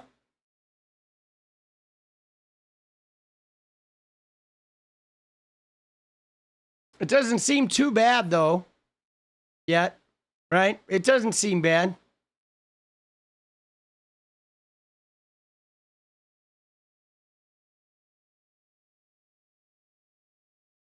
Yeah.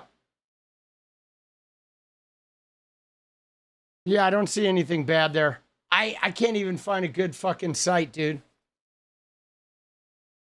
All right, moving on. There's a couple other things I want to look at, okay? Dude, Trump, what a fucking dumb shit, bro. He's such a dumb shit. Okay, so I want to watch a little bit of this, okay? This is 𝗙𝗪𝗪𝗏𝗪, all right?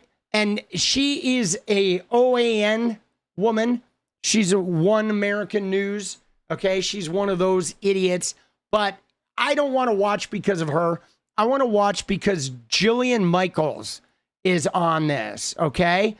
And dude, can I just show you? I pulled like the scariest picture of Jillian Michaels, okay? And here we go. Look at that, dude. Oh my God, bro.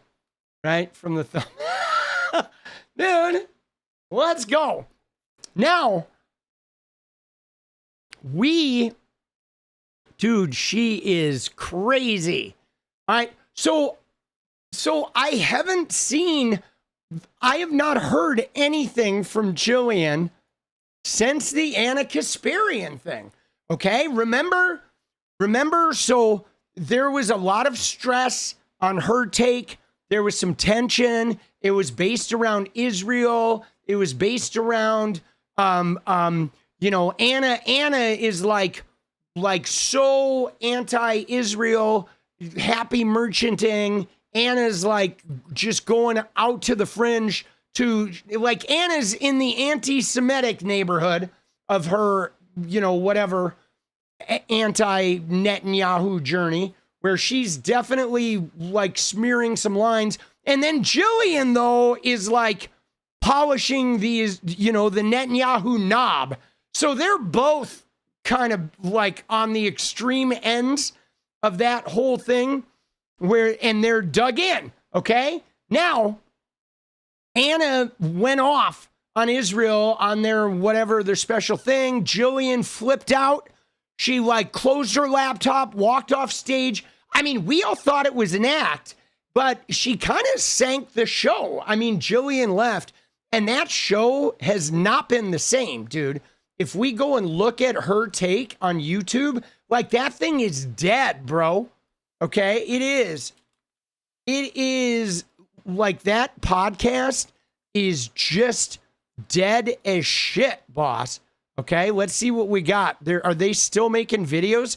Oh my God, dude. Look at this, guys. No way, bro. 6 days ago, like 1,000 views. 6 days ago, like 2,000 views. 2 weeks ago, 983 views. Like, bro, it's like dead. I mean, I knew it was dead. I didn't realize it was that dead. And they have like as many YouTube subs as I do, bro. That's crazy. Yeah, no, they are like, it is like abysmal. Okay. I mean, if you go back, you know, I mean, they were always pretty good. If you go back 3 months ago, though, and there are some that are venturing into the 20K, more than 10K. I mean, they were always kind of abysmal, but they had some big ones.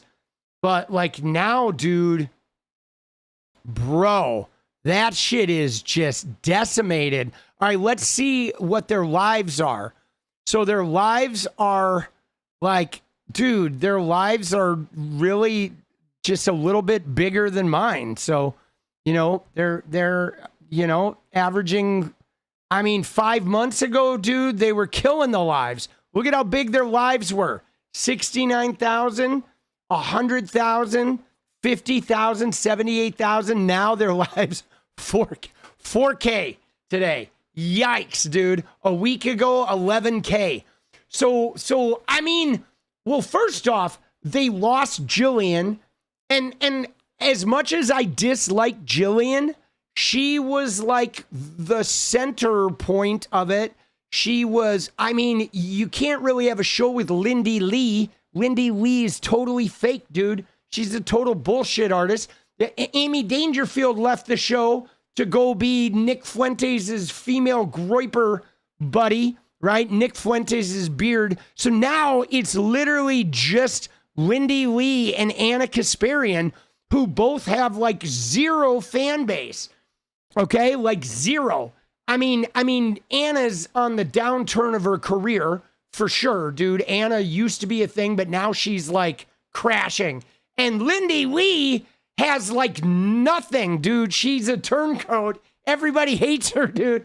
Dude, Lindy Lee's own family doesn't even like her. You know what I mean? Lindy Lee's vibrator doesn't even like her. She's like, you know, like nobody likes Lindy Lee, right? And so did Anna leave? Is Anna gone now too? No way, dude. It's literally just Lindy. Look at this. It was Lindy and Anna for a couple weeks. I remember they had the fucking woman, the Disney woman who Anna fought with. And then like Anna and Lindy, and now it's just Lindy. Dude, did she walk out off camera? Did they freak out? I did not know that. Oh my God, dude, let's get the goods on this. No, Jillian walked off during the show, okay?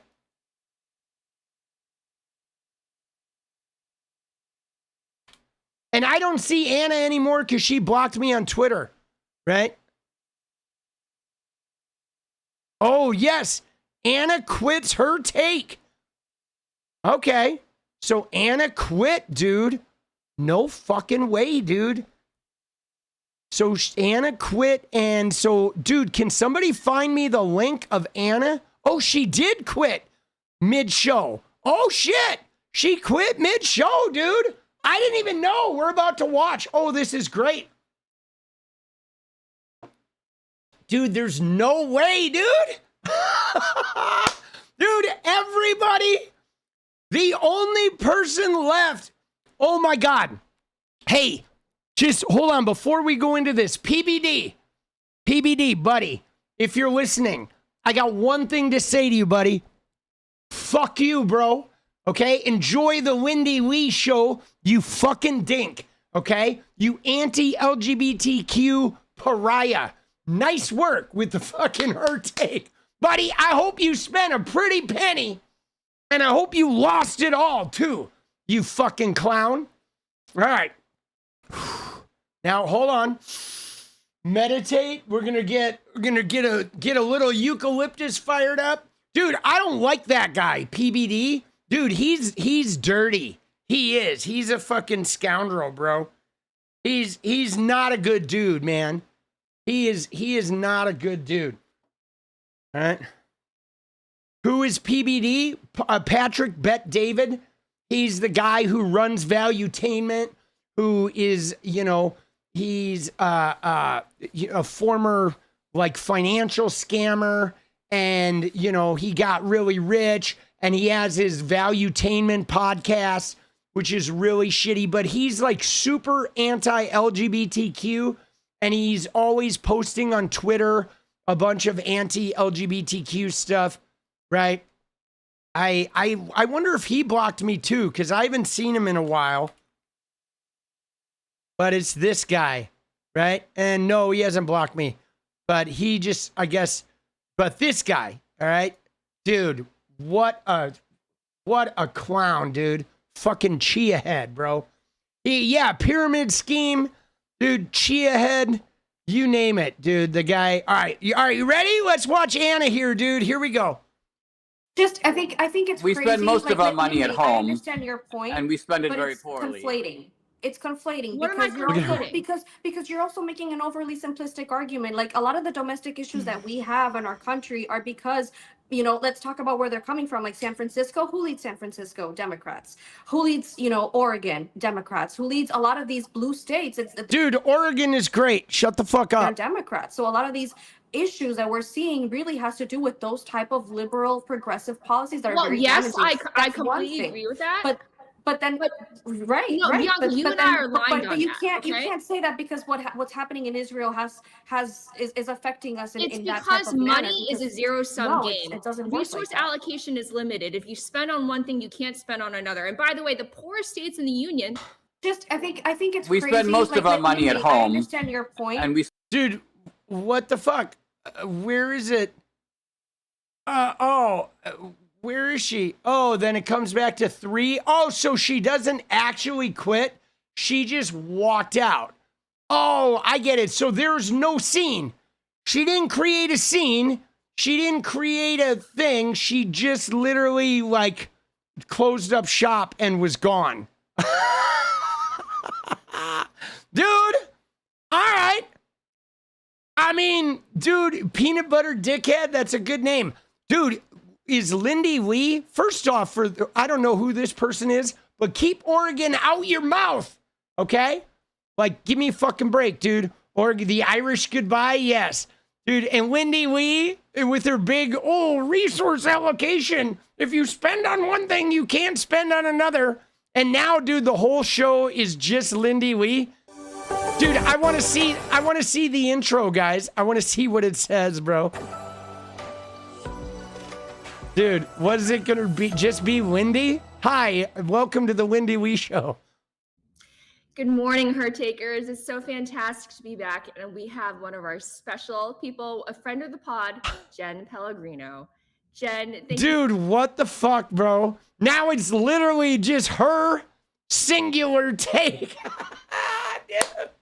Dude, can I just tell you? Let me just tell you guys. So, you ready? I got to tell you a little story about my musical thing, guys. So, I was in a 4-piece version of the band Soul Driver, okay? 4-piece band. And then I whittled it down to a 3-piece band called Full Blown Red. And then I moved to Portland. And then I started a 2-piece band, just me and the drummer, called Number 3 Breakdown. And then I fucking ended the band and I became a 1-piece band at The Wanteds, and I toured the country all alone. So I went 4, 3, 2, 1 over a span of 5 years. All right. And like, that's what her take just did. All right. Jenny found the clip. All right. Let me find this.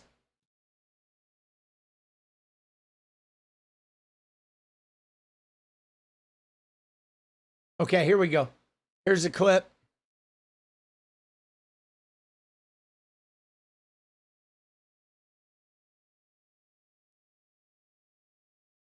No benefit in getting dragged into these wars with countries that, you know, we could have diplomatic relationships with, but How God do you have forbid diplomacy we do. with terrorism? Well, with I think terrorists? what you're Bianca, excited there's about an this Al is that Qaeda radical- terrorist. There's an You Al guys- Qaeda terrorist leading Syria right now because of us. Al Qaeda targeted us and killed 3,000 of our people on September 11th. And now you want to be an Al Qaeda diplomatic with terrorist them? who fought They our want to chop soldiers your in head Iraq. off. No, you're full Anna, of they shit. don't That's the thing. believe You're in full of your shit. values You're and my both values. full of They don't shit. promote Western All right. civilization. Well, values. You're both They full want of to shit. blow us off There the is face a- of the earth. there And you is want a to giant- Yeah. diplomacy there with is a those giant Bitch, you don't know project. anything about foreign policy, okay? The fact that we're arming Al Qaeda You know what I've terrorists. noticed? When you Yeah, get go this ahead. triggered, Yeah. it's because Because you're something talking I've nonsense. You're been- literally lying to our audience. You don't know what you're talking about. you don't know the here's first the thing thing. about this war. She's rehearsing My her job in the audience Trump realizes that when administration. you raise your voice and you yell and you insult,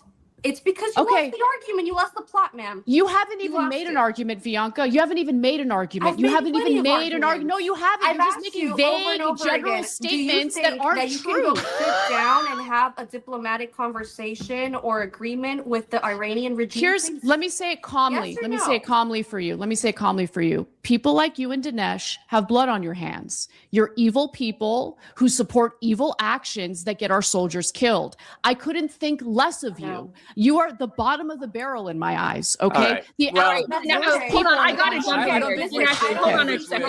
Those are my My Okay, views. guys, I gotta clear this up. My Dinesh, by the way, God. I think highly of you, like I do. I disagree with you on this issue, but my love for you stands. I know that we can have. Dude, Dinesh is a piece of shit, okay? Just for the record, that guy is a piece of honest trash. disagreement. Anna, like I appreciate you and I are aligned on this, but I have to. But say there's no that honesty you are here, my Lindy. friend. That's the problem. I can't have a All right, so there we go. All right, there is the meltdown. Anna's gone, and now the Her Take show is just Lindy Lee, dude. What the fuck, bro? There's no way. Like, that show is doomed, boss. That show is doomed. Oh my God. You know what I want to do? I think I want to put a wig on. Dude, James, let's go. You just got the 2 of the Wanted's merch shirts. Let's go, dude. Let's go, James. Fucking love it. Dude, appreciate that membership. Can I just tell you, I kind of want to put a wig on and record something and send it to PBD. An application for Her Take, dude. Oh my God, bro, that's crazy. All right, so now this takes on some new. This takes on some new. Takes on a new sort of, you know, takes on a new little interesting, you know, whatever. That's an interesting happening. Anna quits. Nobody is on. Her Take is defunct, is now over. And what do we have? We have the lovely fucking psychotic Jillian Michaels. Right? Here we go. You ready? There she is. Oh, shit. The lovely psychotic Jillian Michaels. I want to hear, Okay, I want to hear what she says about her break because we haven't heard about this. Okay, Anna and her got into it. Jillian walked off, and then the show's been pretty much dead since then. And now, without Jillian, the entire thing fell apart within, that was like, dude, when was that? Hold on, I want to see when that was. That was, if I search Jillian, it was right here. Total meltdown. It was 5 months ago. All right, when Jillian walks off over the Charlie Kirk shit in Israel, that was 5 months ago. All right, so 5 months, and the show just tanked. Okay, me and Lindy have the same hairline. That's bad for Lindy, boss. Jesus, yeah, it's good for me though. I fucking look good. I rock this hairline. All right, you ready? Let's watch. Here we go. We're going to get the scoop. I'm sure you follow two Iranian women, 𝗙ecie𝗶𝗹𝗀, 𝗙ie𝗫𝗎₄. They were on Piers Morgan, and they were both laughing, but they were laughing at 𝗙cie𝗶𝗃, who basically said that, Israel is responsible for every war. Then days later, Anna Kasparian, who she basically remade the video, okay? She remade the video as if they were laughing at U.S. soldiers who were killed. Then, 𝗙ecie posts on her social media that she got death threats. Her and 𝗙ie got death threats from an Iranian-backed hacker group. It's scary that, their lives are on the line. You worked with Anna Kasparian. You were on a talk show with her, her take on PBD. You walked off the set because you were like, I'm just done. I think it was like her Israel obsession. I mean, she's literally now endangering women's lives while sitting pretty with her hair and makeup. What is her deal? What is her obsession with Islamists? It's crazy. I was thinking about this morning, watching Cenk, turn beet red, spits coming at you. He's just like unraveling on camera. And what's wild is that just about 2 years ago, I thought, okay, as a person who I think now is squarely center-right, liberals will no longer have a conversation with you. And that's a big problem, in my opinion. And both Cenk and Anna would be willing to show up for a conversation, not about Israel. So I had been very impressed with the ways in which Anna articulated Gavin Newsom's failings in California. Quite honestly, the only person that does it better is Michael Shellenberger. She does a tremendous job. Unfortunately, she stopped doing that to just go after Israel 24/7. But she really had a broad, deep knowledge base on all of the policy failures and could communicate them better than anyone has mentioned. See, it's interesting, guys, because you're noticing that, like, first off, yeah, Jillian's mouth is fucking strange, bro. Did she get the Steven Tyler surgery on that shit or what, dude? She's looking more like Steven Tyler like every fucking day. But what's wild is how you see how it seems like her and Anna's whole relationship was just built on like hating Gavin Newsom. Are you getting that? That's where they like met. That was the glue that held those two together. Was they're like, oh, you hate Gavin Newsom? Oh, me too. Oh, let's be friends. right? Dude, Jillian, a burrito mouth, dude. Jillian has like a Nancy Mace mouth, like a fucking like a grapefruit swallowing mouth, dude. But so that's it. They were, I think they had a mutual affectation for each other based on hating Gavin Newsom. And then, right, they met with Gavin Newsom and they broke up over Israel, dude. Isn't that crazy? They both like they met and they fell in love because they both hated Gavin. And then like Jillian cheated with Israel. Anna found out. Oh, and it was over. Dude, Israel broke them up. So I invited her onto my podcast and we got in a conversation. And she was also talking about the ways in which she had felt the left had lost it. And it was after she'd been assaulted by homeless people. And when she spoke about it publicly, they called her a racist, despite the fact that the homeless people weren't even people of color. And we kind of really bonded over that. And I thought, this is a really like young, intelligent Spitfire. So Cenk, I then invite onto my podcast after Trump gets elected. And this guy went to Wharton Business School. He's not dumb. And he's kind of dumb. Come and tell me all the reasons you don't like Trump, you don't like Elon Musk, you don't like DOGE. You'll talk to me. Tell me, because I only see it from now what is a right-wing bubble. And I try to get out of these echo chambers. By the way, Trump went to Wharton as well, just for the record. Okay, so stupid people like getting out of Wharton with a degree is like not unheard of. Just FYI. All right. And gain some perspective because I know how dangerous that can be. And he shows up and we have a very honest conversation. And I really appreciated that. That meant a lot to me because you cannot get liberals to show up. You just can't. You cannot get them. I got one other, 𝗙𝗏𝗏𝗏, and she told me, dude, that's crazy. Dude, Jillian, I'll come on your show. Can't get liberals to show up. I mean, I don't know, dude. Who did she try to get?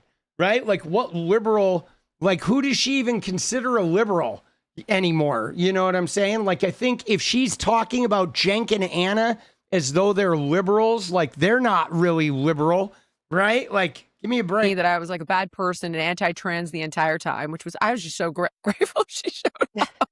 I was like, that's fine. You can hate on me the entire time. At least you showed up for the conversation. Right.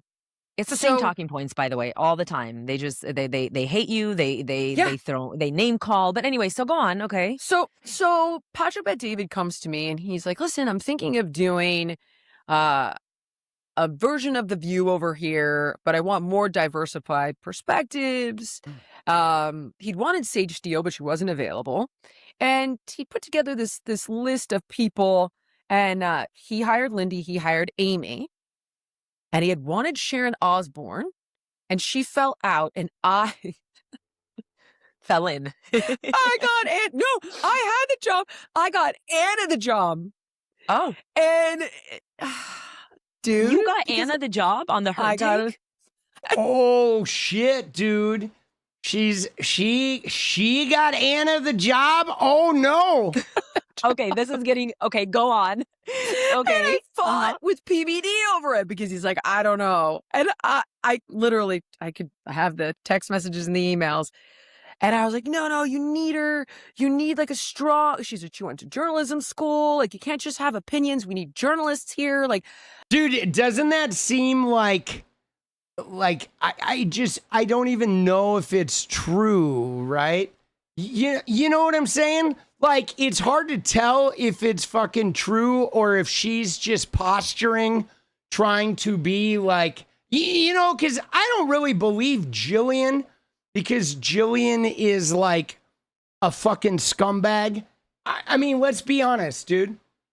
I mean, I'm sure there's some truth to it, right? Like, but this whole like, oh, she got the job. I mean, you could tell that Jillian was the central figure without a doubt, that Jillian was absolutely the central figure. And when she left, the show fell apart. There's no doubt about that.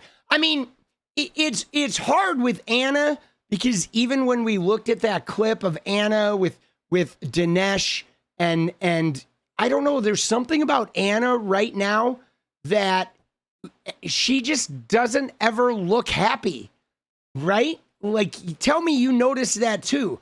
When Anna is doing politics, no matter where she's doing it, no matter who she's doing it with, she just looks fucking miserable. She looks like she just is ready to tear somebody's fucking face off. Okay? You know, she does not look happy. She looks like she hates her fucking job. Like she hates her fucking life.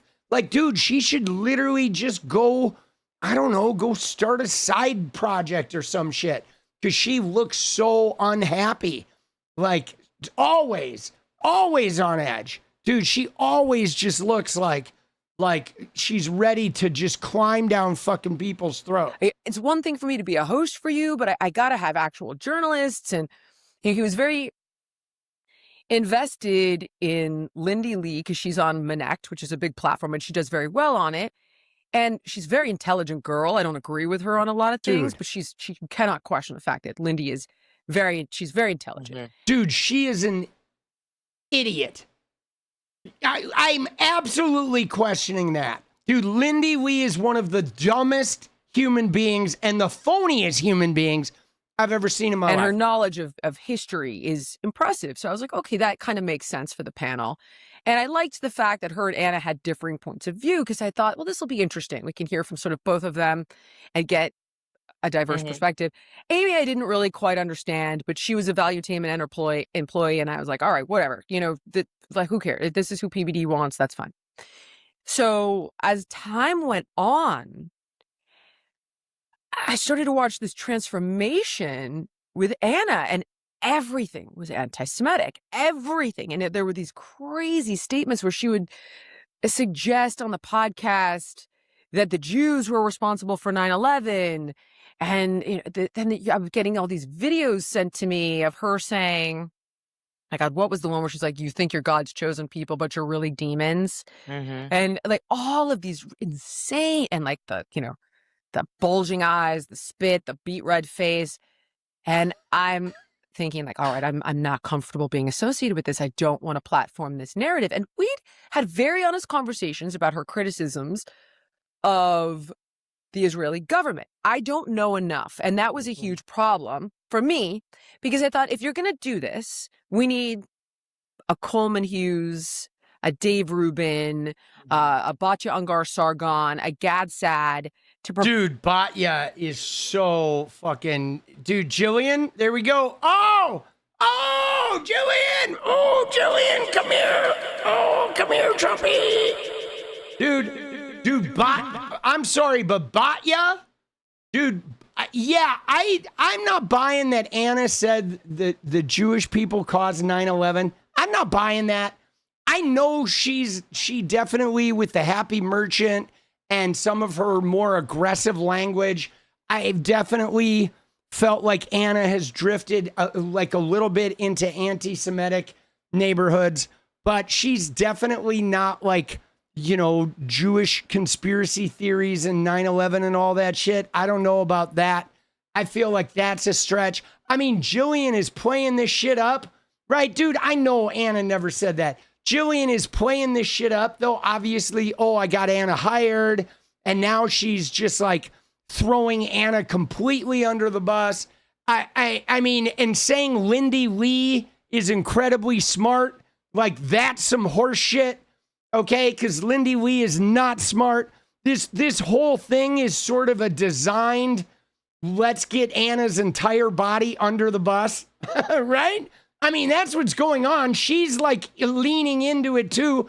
I mean, with her talking about 𝗙𝗏𝗏𝗏, dude, 𝗙𝗏𝗏𝗏 is like one of the biggest shills I have ever seen, dude. I mean, the only thing I'll give 𝗙𝗏𝗏𝗏𝗏 or whatever, I don't know what her last name is exactly, but she called Cenk, remember when she called him Cenk Uyghur?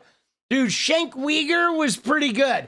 I enjoyed the Cenk Uyghur, but there's no way that like 𝗙𝗏𝗏𝗏 can be considered a serious like media personality because she is the biggest sort of like Zionist shill, whatever you can imagine out there. She is so phony, bro. She is so obviously paid.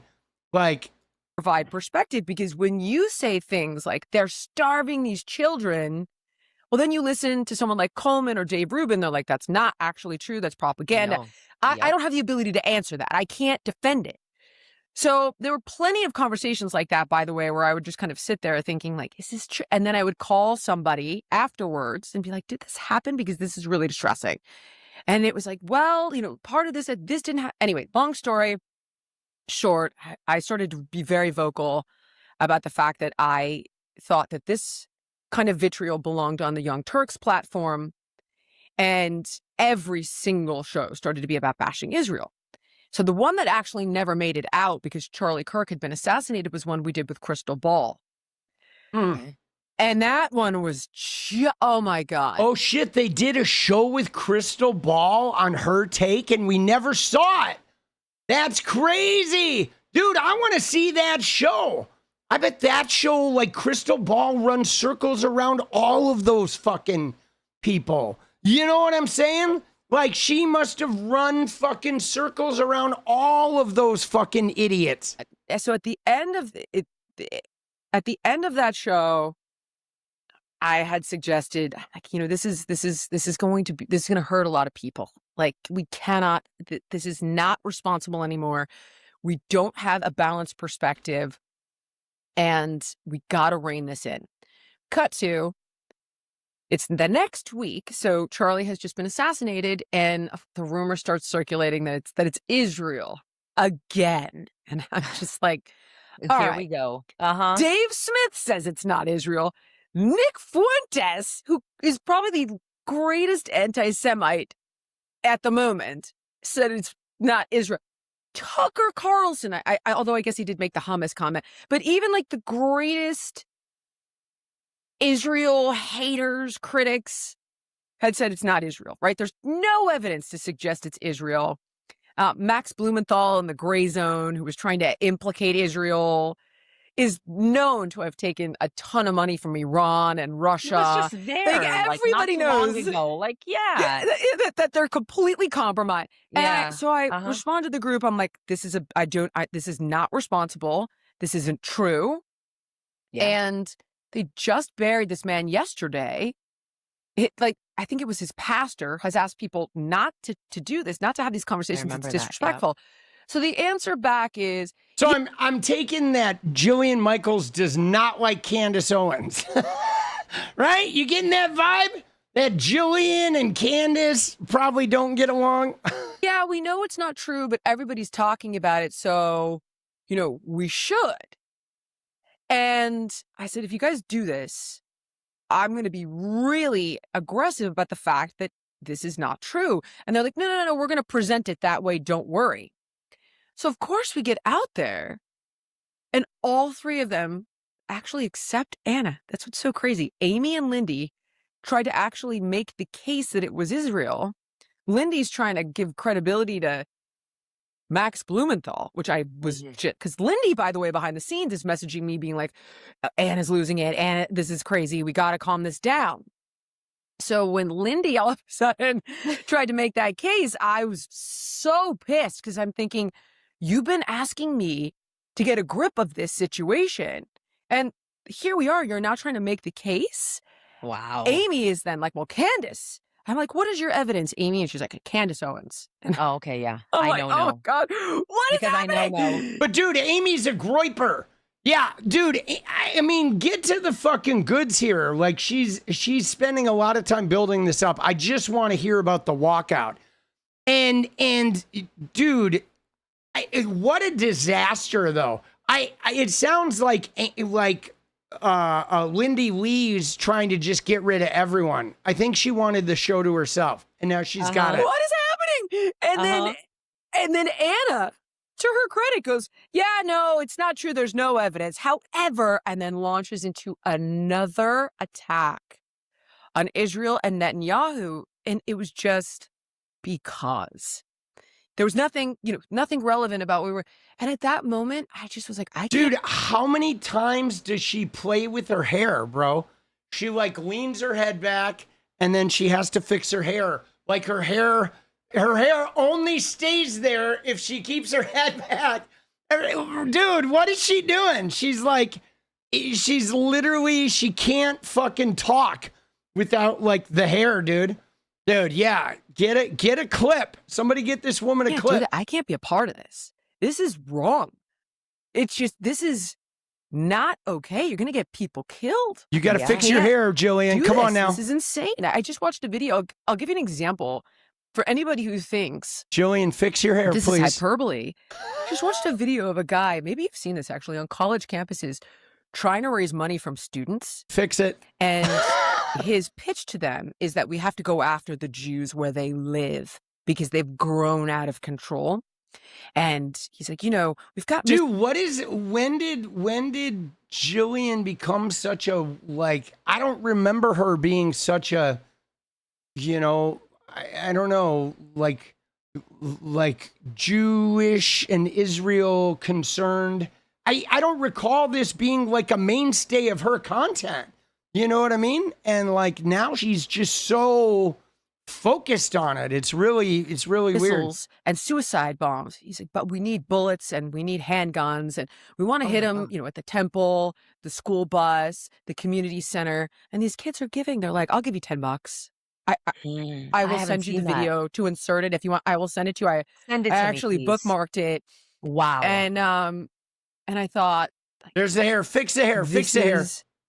What's happening? Fix the hair. Is Jillian. People truly believe almost that Israel is the root of all evil. And again, I'll say I am certainly not an expert on this subject. See, here's the thing, Jillian, is the whole world watched Benjamin Netanyahu kill like hundreds of thousands of people, including like 50,000 kids, in like one of the grossest overreactions that anyone in the world has ever witnessed. So yeah, people are fucking torqued by that, and they're going to be torqued by that for, I don't know, 20 or 30 years. Like I don't think the nation of Israel is ever going to recover from Benjamin Netanyahu's actions. Like he literally went so over the top. I mean, I hate to say this, guys, but we're facing something like that in America to a lesser degree. But I'm telling you right now, Trump is pushing America into that realm of like, we might have a generation of the entire world just being like, fuck America, and like get excluded because of the shit Trump is doing. I mean, Trump is a little bit less extreme, but he's pushing it with his threats to fucking NATO and Canada and Greenland and fucking Panama and Mexico, and like just like picking fights with everybody and tariffing, trying to fuck up everyone's economy. Now he's fucking up the whole world economy. I mean, dude, I don't think even after Trump is in the pine box, I don't think a lot of the world's going to look very kindly on us. Like, and they're definitely never going to forget what Netanyahu did in Gaza. Never. They're never going to forget it. And dude, if Trump does all this bullshit and then he gets like a hotel in Gaza, that's even going to make America look even worse, man. And so, like, dude, this is some very real shit that we're dealing with. Subject matter. However, every time I follow one of these leads, like, wow, AIPAC gave all of this money, and you're like, okay, well, how much money was it? Oh, it's a couple $2 billion. Like, well, that's bad. I certainly don't want them influencing our government. Then you come to find out that Qatar gave $23 billion and Saudi Arabia gave $100 billion, right. And the UAE gave $32 billion. And then it just, every time I follow a layer of outrage, somebody else is doing it at an exponentially greater rate. Right. And you just had Megyn Kelly come out and she's talking about something that has totally been debunked about $7,000 for every Dude, what are they talking, dude? She's full of shit. Like UAE and fucking Qatar. Qatar gave Trump a plane, but Qatar is not putting like elected officials in office here in America. Like she is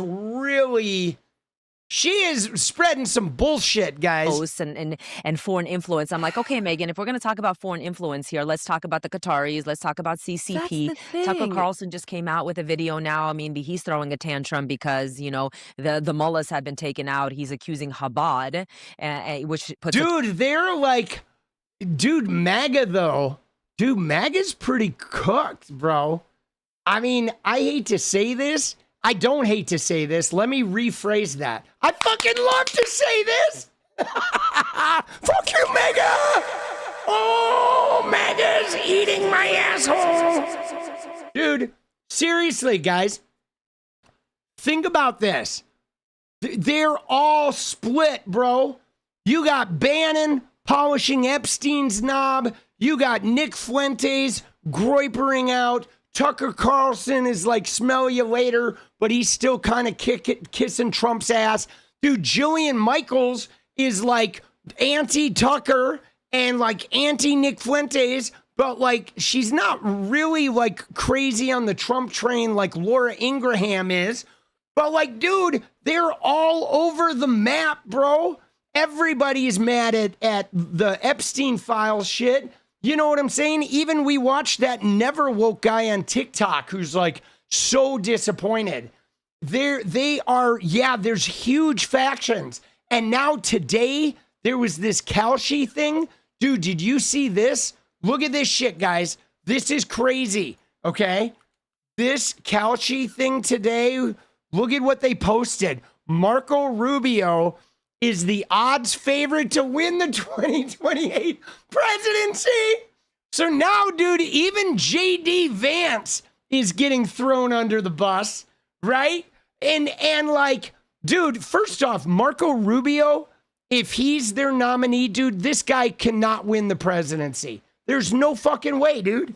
Dude, this guy is the biggest clown out there. There's no way. Bro, I'm calling it right now that if Rubio's their candidate, they're done. I mean, dude, Vance too.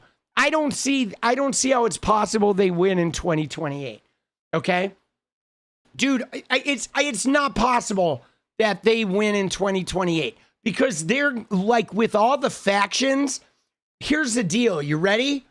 There is no way a Republican can win the presidency in 2028 unless they can unite all of the MAGA factions. That's it. All of the MAGA factions. And they can't.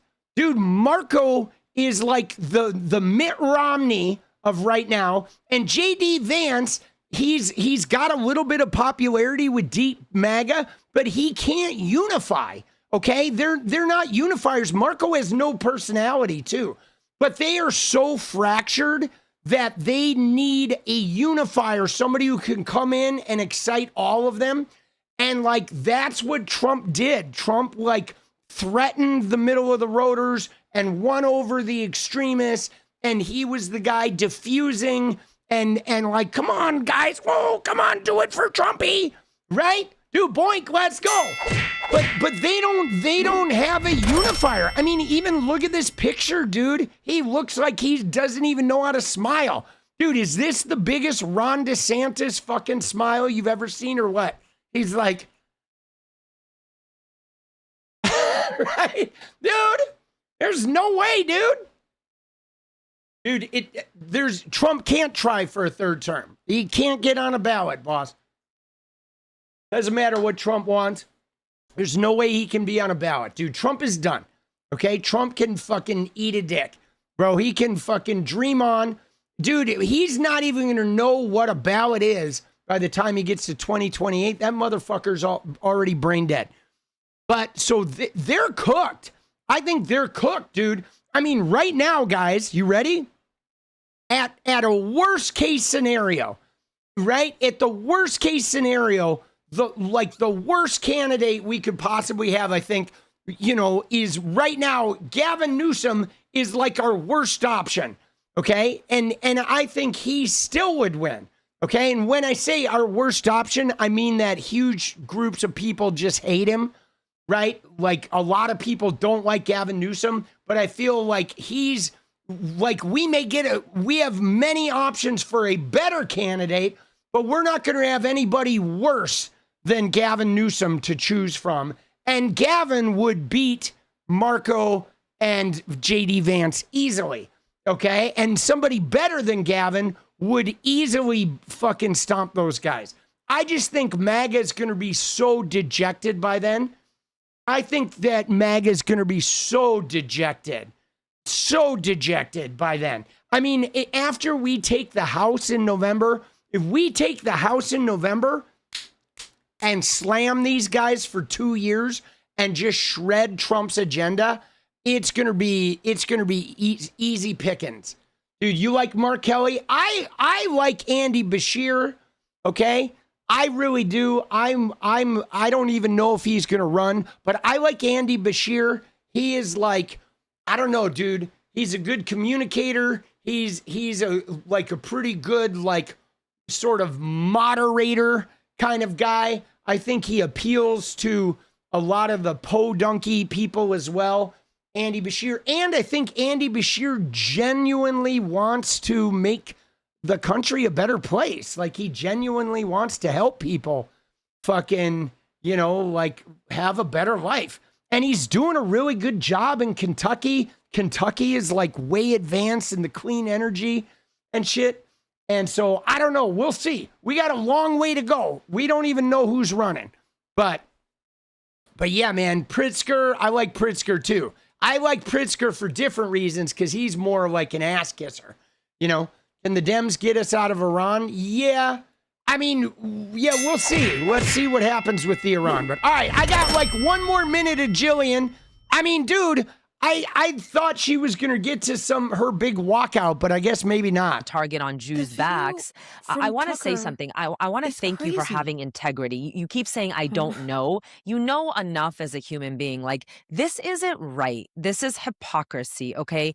Obviously, Israel is to blame for my toilet not working right now, okay? Israel is to blame for... It's like literally Israel is to blame I'll give you for... an example of what I don't know, what I mean by I don't know. No. So somebody will come to me and say... listen, the Dude, New York. These women are, this whole segment isn't even really about Anna. It's really about them like polishing the Israel knob, the Netanyahu knob, the Netan knob, the Netanyahu, dude. You know what I mean? Dude, I kind of can't stand Jillian, dude. I can't, bro. I really don't like her a lot. She's always like, she's a liar, dude. She is. Dude, Jillian, she's a liar, dude. She is a liar. And she is a like, I don't know, dude. She's got a serious attitude of like thinking that the way she sees the world is the way the world has to be and everybody else needs to like subjugate themselves. I mean, I think that Hollywood money went to her fucking head, bro. You know what I'm saying? That the Hollywood money went to her fucking head, you know? Done. Why do you think that, she has this obsession with Islamists? Okay, here we go. I want to see this part here. Social media went crazy. It's the most fortified in the world. So ever since October 7th, I've spent literally the last couple of years debunking these stories. I know. So that's how like my social media went crazy because nobody, people weren't really doing it. And so I was like, okay, so here's a narrative that's out. Here's the truth. And honestly, it was just so overwhelming, by the way. Like it's exactly what's happening in Iran right now. But I want to quickly go back to Anna Kasparian. You have so much integrity. You're literally there and you're like, I'm out of here. I'm done. Why do you think that, she has this obsession with Islamists and now she's, doing this to Iranian women? I know. Honestly, I don't know. I continue to watch like the video that she just did with Piers because of course 10 different people sent it to me. And Piers is like, 30,000 Iranians have been killed. And she's like, you don't even know that's true. And he's like, well, it's kind of like widely accepted that that's the number. Oh, please, Piers. It's probably like 3,000. And I just thought, even if it's 30, but like, okay, Anna, you know that the regime is raping, murdering, torturing, slaughtering for decades. See, you know what's so crazy? Yeah, no, she's a terrible actor. But like, do you see though her like hyping up, oh, she's so concerned about the Iranian women, but like, where was any of this concern when Netanyahu was like burning the skin off like 100,000 people in Gaza. Children, 50,000 kids just pummeled into dust. And she's like, will defend Netanyahu, but like now all of a sudden, oh, with Iran, she's like, oh my God. She's like so concerned about all these kids. Even if it was 30 Iranian women, like Anna's so off base, but like, dude, there's like 50,000 fucking kids got murdered by Netanyahu and mercilessly. The whole time the IDF people are like, we're going to kill 50,000 more. Bro, it is so disingenuous. Like, I hate to say it, but these like Netanyahu knob polishers are so disingenuous because they act like they have such a like deep concern for like the well-being and the humanity of people, except when they're just torching them. And then it's like nobody cares, right? Nobody is concerned. But she's so fake, dude. And this woman is like, what a fucking clown, bro. I know Gaza does look like the moon now. It does. So, like, what are you doing? I don't know. And then you have Iranian women saying, shut up. You have no idea what you're talking about. And the level of, I don't know if it's narcissism. I don't know if it's just a complete ideological capture. I don't know if it's a paycheck. Part of me is starting to think a lot of this is a paycheck because the problem is, oh, a paycheck. Oh, now we got, where's Anna? Dude, Anna, I know she is like the Kyle Rittenhouse of fucking political actors here. She's just like, dude, it's like she's doing Shakespeare. She's like, oh, to be or not to be, Anna Kasparian.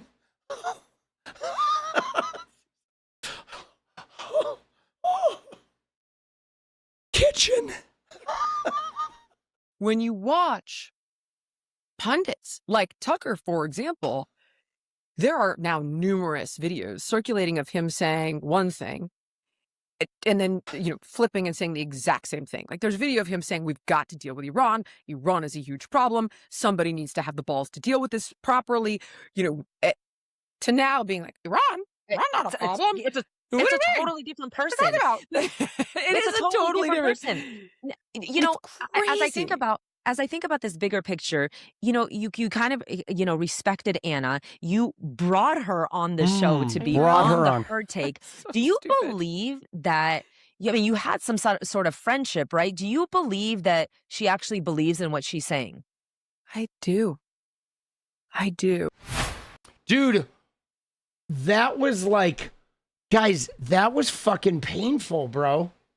I'm sorry, but that was painful to sit through.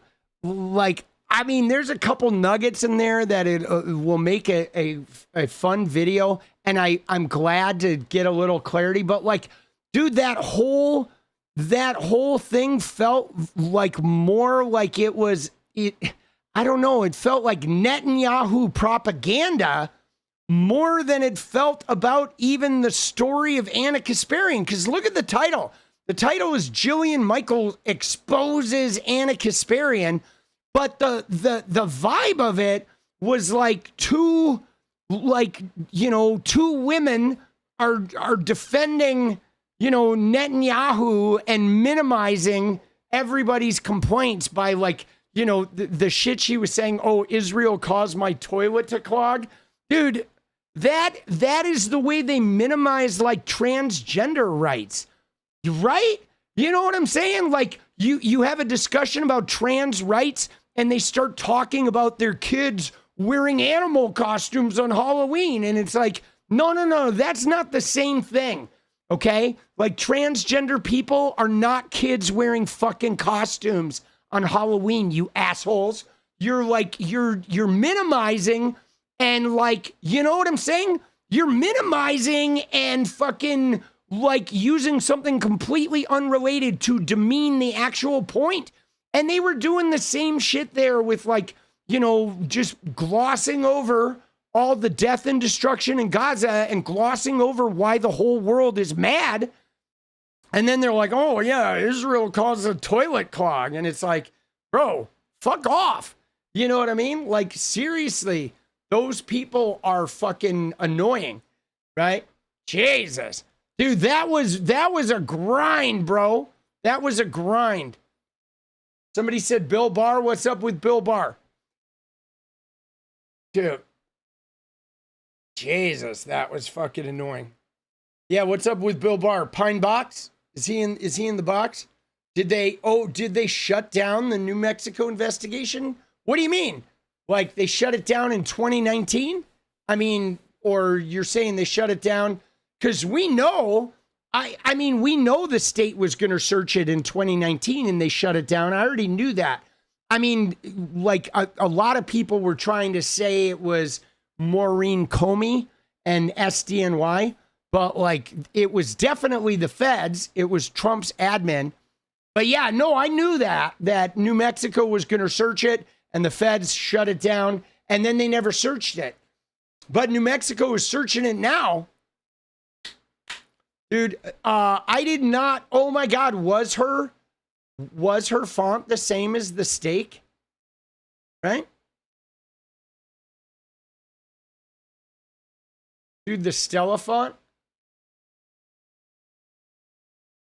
It had that same cursive vibe.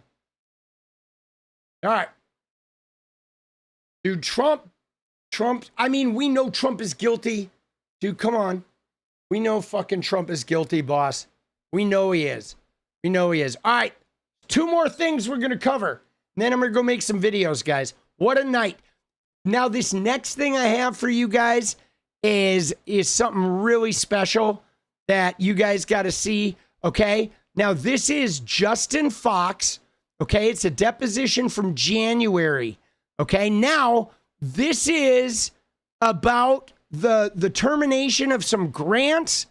This is some DOGE shit. Somebody had put a part 4 in the chat. This is from part 3 of this guy, Justin Fox's deposition. He was a DOGE guy. Okay. Now, I got to show you this because this exchange, I saw this on Twitter earlier today.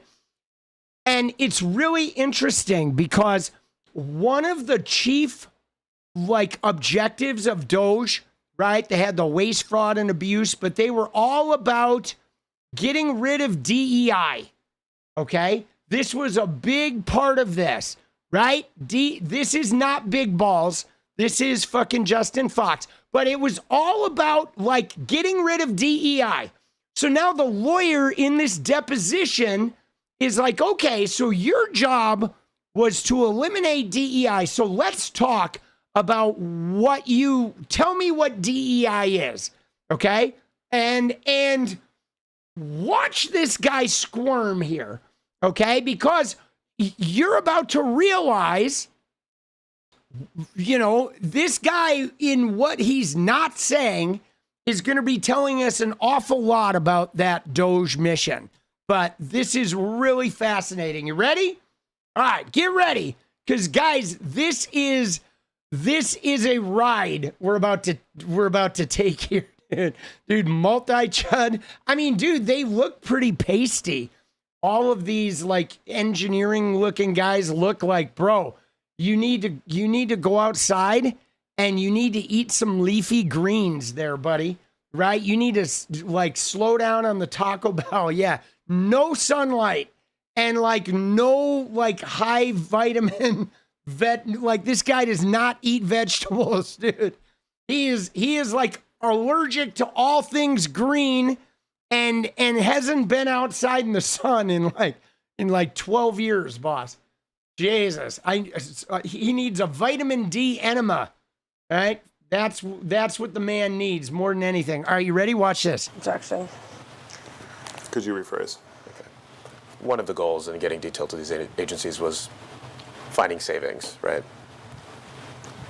Work with the agency leads to find optimization through personnel grants contracts. And part of that was through the termination of grants, right? Part of that, yeah. Okay. Did you use any particular methodology in assessing NEH grants for termination? There was an executive order that said to eliminate spend on DEI and other wasteful government spending, and that was the lens. Okay. So DEI would have been one kind of guidepost for the grants to terminate? DEI. Yeah. Okay. How do you interpret DEI?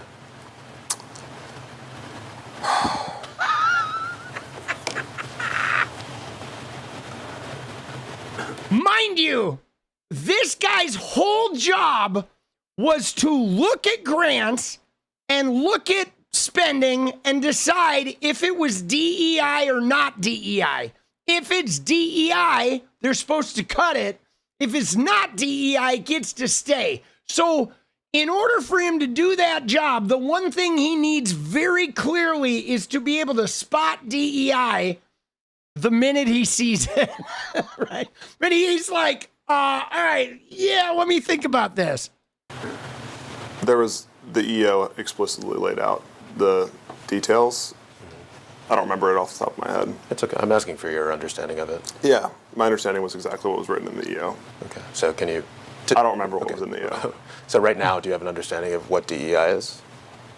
Yeah. Okay, so what's your understanding as you sit here today in this deposition?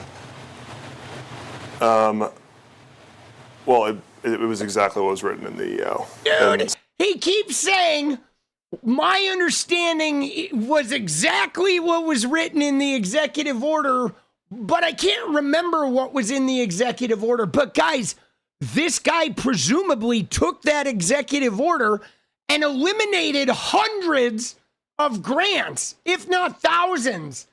So he did that for months, but he can't remember what DEI was, right? I mean, dude, but it gets better. But oh my God, guys. So anytime that we would look at a grant through the lens of complying with an executive order, we would just refer back to the EO and assess if this grant had relation to it.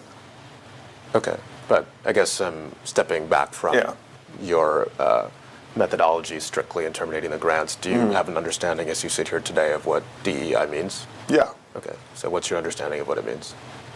Well,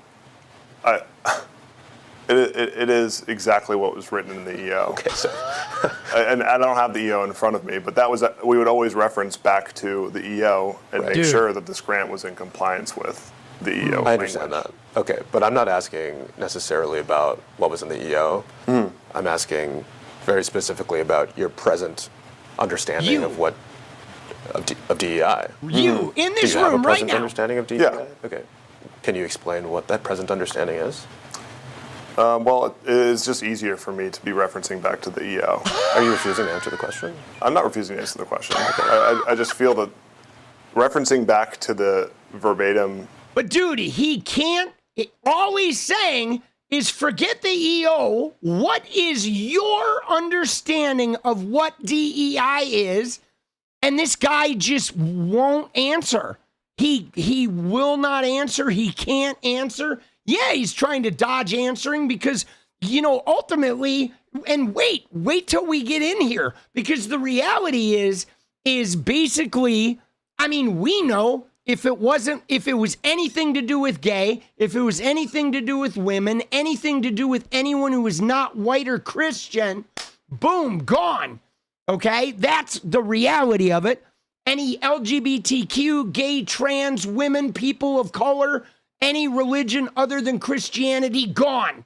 But he can't say that, right? Because that would be straight up like discriminatory white Christian nationalist shit, which is what they were doing.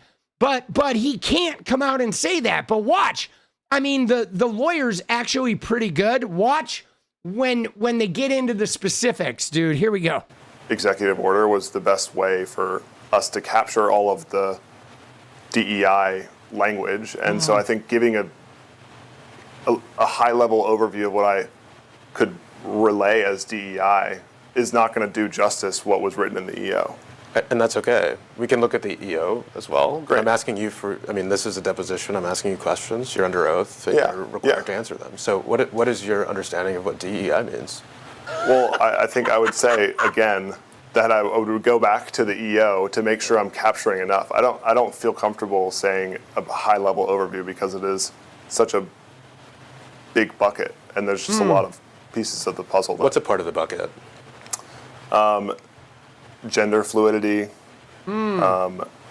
sort of promoting, promoting subsets of LGBTQ+ that might alienate another part of a community. Oh, dude, he's really dancing around the fact that Elon hated trans people, and so anything that mentioned trans people had to get removed. Right? You see him doing the dance? Like, what a scoundrel. Again, it was just easier for us to reference back into the EO. Okay, so... And I don't want to give you a broad overview because it's like, at the end of the day, it is capturing, it is all-encompassing in the EO. It's how we did our methodology. Right. Do you always refer to EOs to gain an understanding of words used in your typical daily vernacular? Objection. What do you mean? You say that you have an understanding of what DEI means, and when I ask you, you say you need to reference the EO. Do you need to reference EOs to define every word you use in your everyday life? Objection. Dude! No. Okay, so what's stopping you from defining DEI to your understanding as you sit here today on January 28th, 2026?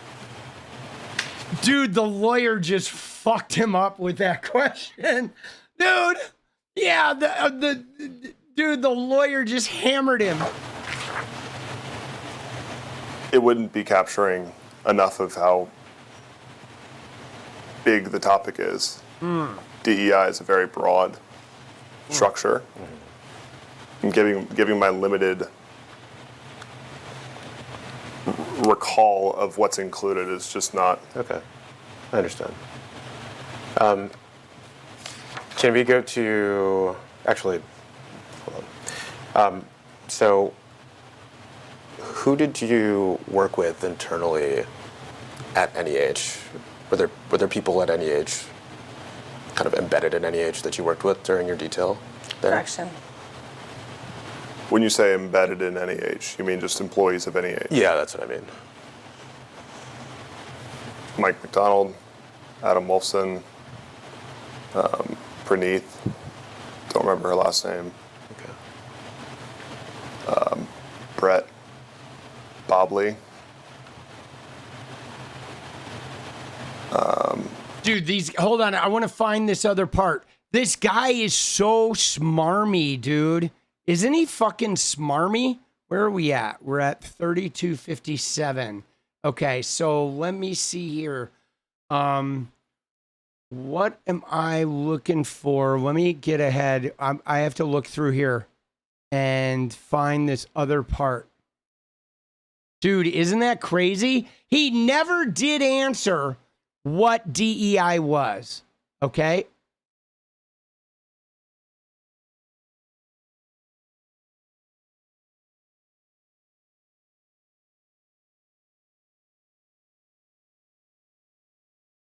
Let me see. Okay.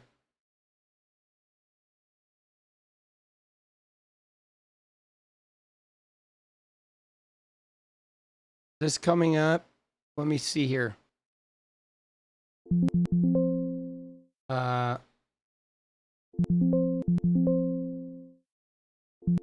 Okay, so that one's not in this.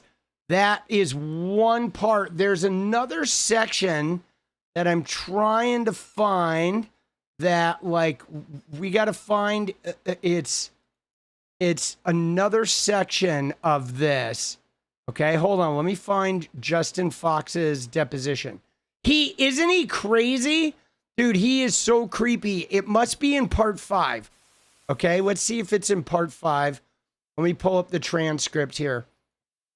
Because there's one more section here that is crazy.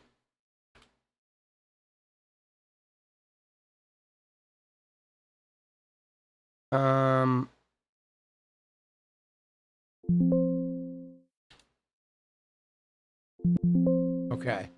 So then maybe it was, oh shit, dude.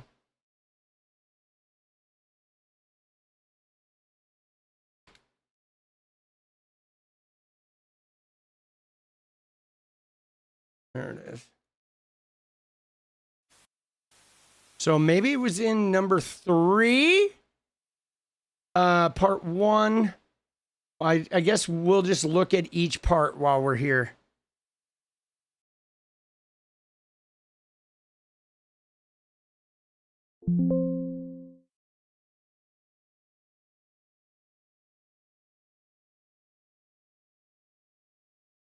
Dude. All right, so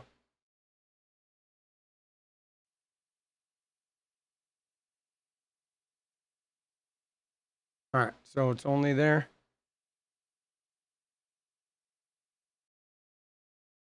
I thought it was in that part. Oops. Dude, this guy is so creepy though. He is so creepy. Like, it is so, I don't know, man. I mean, the fact that he just wouldn't answer the question, right? You know what I'm saying? Is like, they're so shady. I mean, there's no reason you can't just say, well, what is your own? I mean, after, right? Like, after you cancel, if you use an executive order, right, as your framework to cancel 1,000 grants, by the 1,000th grant, you have some understanding of what DEI was that you would be able to frame. There's no fucking way you could do that and not have it. But I mean, he just didn't like, oh, I didn't realize there was a fucking search and video. Oh shit. Oh, there's a search and video thing. Let's go. All right. Let's go to part 3 then.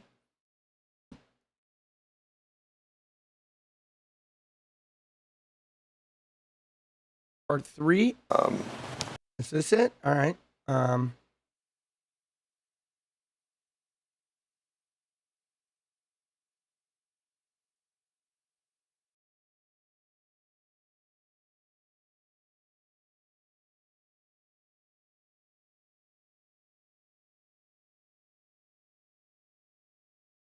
All right. So that's those. That's not the part I'm looking at. We looked at part 4. We looked at part 5. So I guess we have part 6s and 7. All right. Dude, like a serious fucking deposition here, dude. Like insane. The amount of hours, several hours they fucking hammered away at this guy. So it's got to be either in 6 or 7.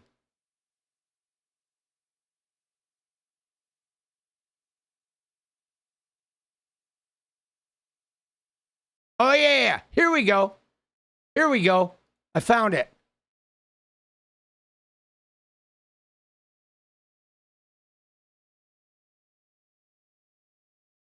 All right. This is the part.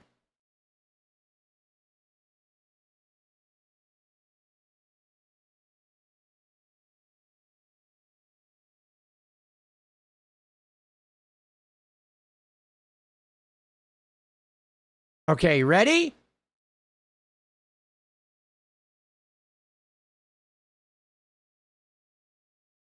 Okay, here we go.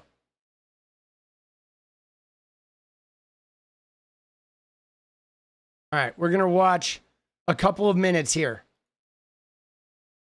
So, hundreds of millions of dollars of grants were terminated from the NEH. The deficit didn't change much. And you were paid $150,000 to do that job of reducing the deficit. Dude, he got paid $150,000 to do this job, and it like did nothing. I mean, just so you know, all of this shit that Elon did with this was so stupid. It was all a scam because you could have gone in and deleted all of the government employees in the entire fucking government, everybody. It's like 5% of the government's budget. Okay, the shit they did at USAID and all this shit, none of that shit is tiny. Okay, all of USAID was like $60 billion. It's nothing. Dude, it's like they literally gave Argentina almost that much money. So DOGE did nothing. Nothing. It was like a tiny fraction. It was all just about getting rid of shit that like helped the LGBTQ and trans people and poor people of color. That was it. It was xenophobia through and through. Okay? It was just targeted. I mean, it didn't save anything, dude. All right, but here we go. Do you feel like the $150,000 paid to you was wasteful spending? Objection.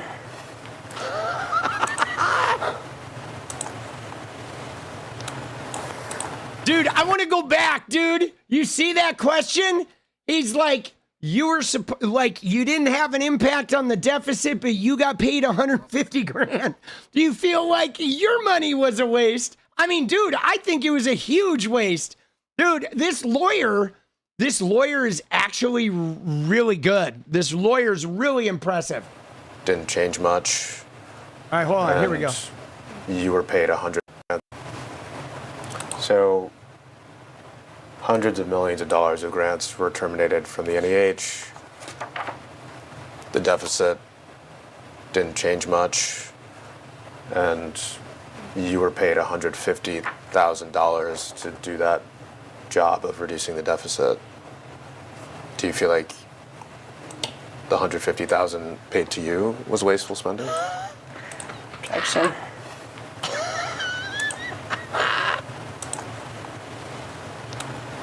I'm gonna have to refer to the EO.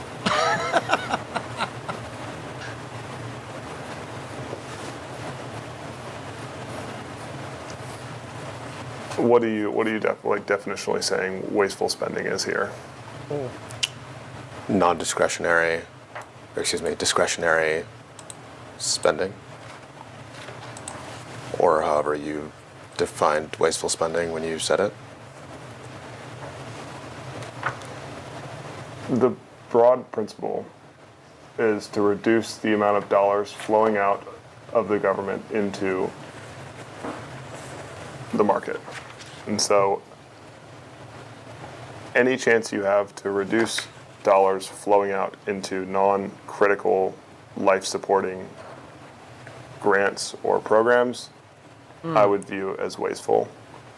And so any software or even consultants that you pull in that assist you in redirecting funds to the most critical resources is not waste in the way that I would view wasteful spending. Okay. So your job was not wasteful spending, but humanities projects that we've seen that were canceled as a result of your input were wasteful spending. Objection. Dude, look at him. Not necessarily. He is What do you mean? flummoxed. I mean, it just depends on how you're going to bucket or consider wasteful spending or not. I'm asking you to apply your own definition of wasteful spending.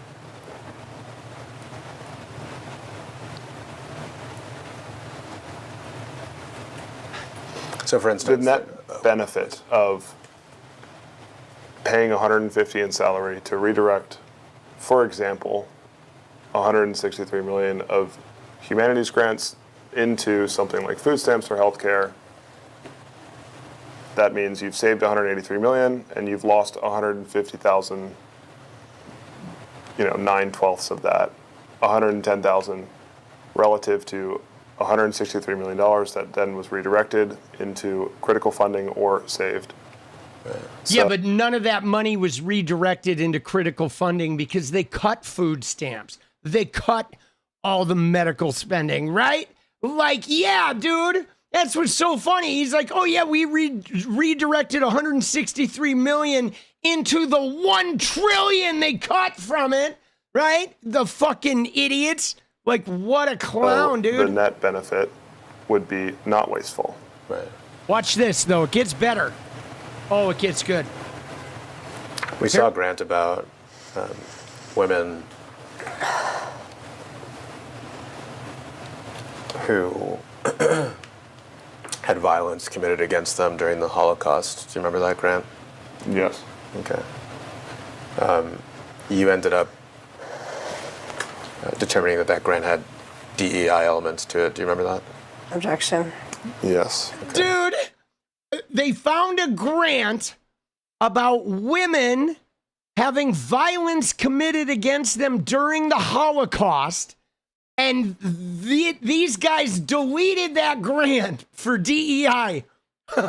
Watch this. Would you say that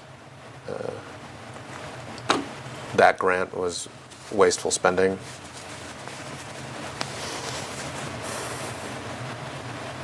Ultimately, not my decision. But do you think that that grant was wasteful spending? Yes. Okay. But the $150,000 that DOGE paid you to mark that grant as DEI was not wasteful spending. Objection. It's the net of the spend that you put in that determines if it's wasteful or not. And so a grant that goes out to an individual that's creating a documentary on something related to DEI is not that dollar. Those dollars could be getting put to something like food stamps or Medicaid for grandma in a rural county. So that's not wasteful spend. Right. So because you were paid $150,000 to help to save hundreds of millions of dollars, that $150,000 was not wasteful. Is that your position? Objection.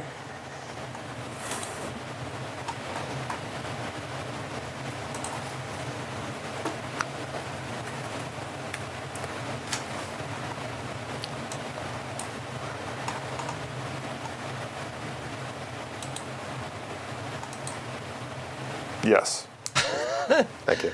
Dude. We can go to, we already have Oh shit. So, dude, my God, this guy, can you believe that though? That they terminated a grant. This is Justin Fox. He was a DOGE guy. They terminated a grant for women in the Holocaust, women who were abused in the Holocaust because it was DEI. I want to see if I can find that one section before I go. And maybe it was in part 3. Let me go back here to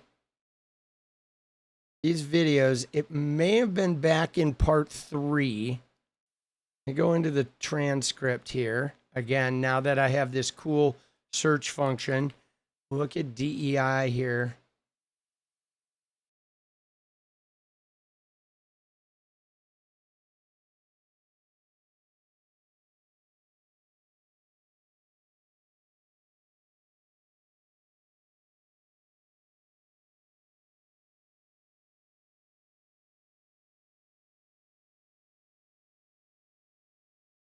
Oh, dude, he really grilled this guy.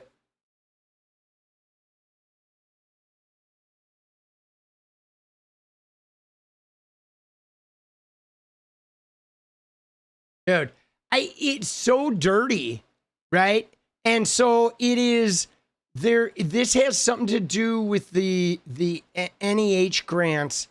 There's a lawsuit, right? It looks like the American Council of Learned Societies, the American Historical Association and the Modern Language Association brought a lawsuit about the canceling of their grants.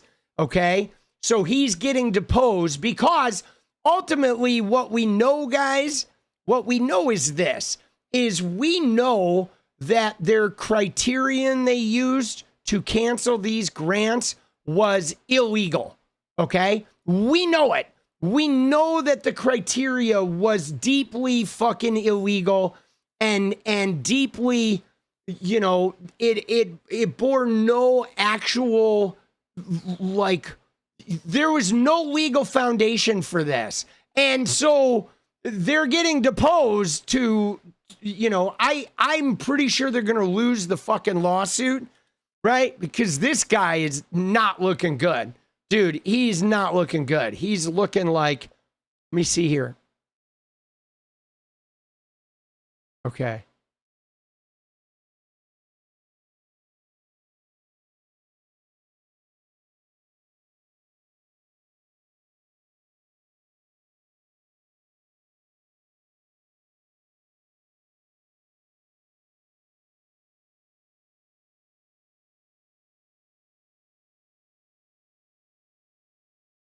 There's one other part that I want to find. That was pretty good, dude.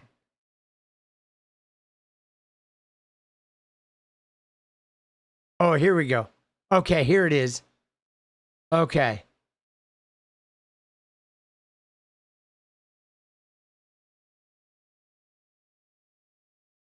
All right, you ready? I'm going to go back here. All right, I'm going to start here. And I think, well, no, that's too far back. Okay, here, I'm going to start here. All right, we're going to start here. Ultimately, I made the effort to overlay the way that the EO was written with the grant descriptions, and whether they conflicted or not is ultimately the decision for Adam and Mike. How did you deal with edge cases? Let me take a step back. Were there ever descriptions that you said, this might be DEI, it might not?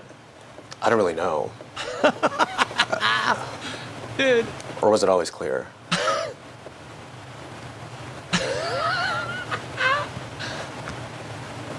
Dude, this lawyer is just cooking this dude. It's not always clear with DEI, but the context of wasteful spending is a fairly clear way to delineate. Right. Way to what? To delineate the grants. Would you say that spending on DEI is innately wasteful? It depends.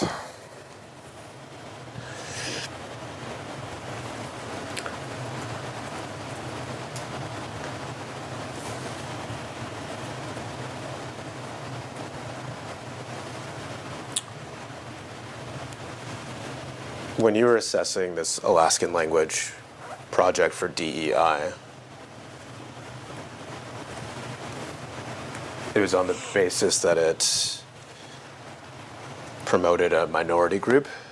Is that fair? Objection.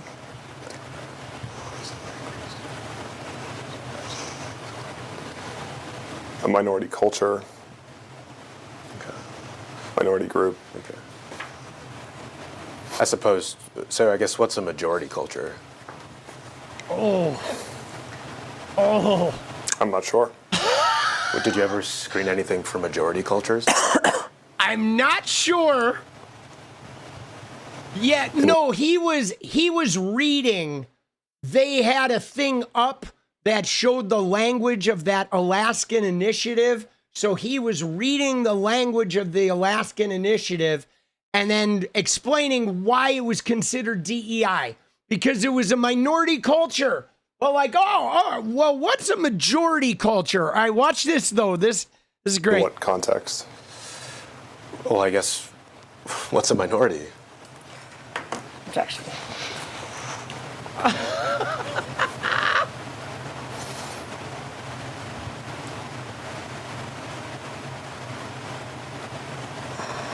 In this context. Which context? This grant? Of you analyzing all of these grants for DEI or conflicts with the EOs? That fully depends on the grants. Okay. When you say it fully depends on the grant, is what you're saying that you would have to read the grant to determine, based on the system that you were applying, whether or not that grant was promoting DEI?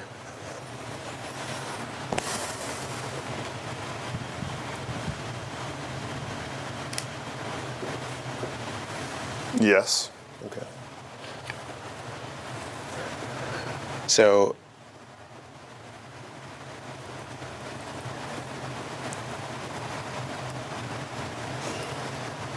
let's go now, Jacob, to row 252.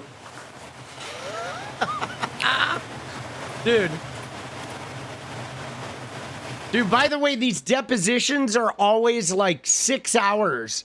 So this guy is sitting there for hours.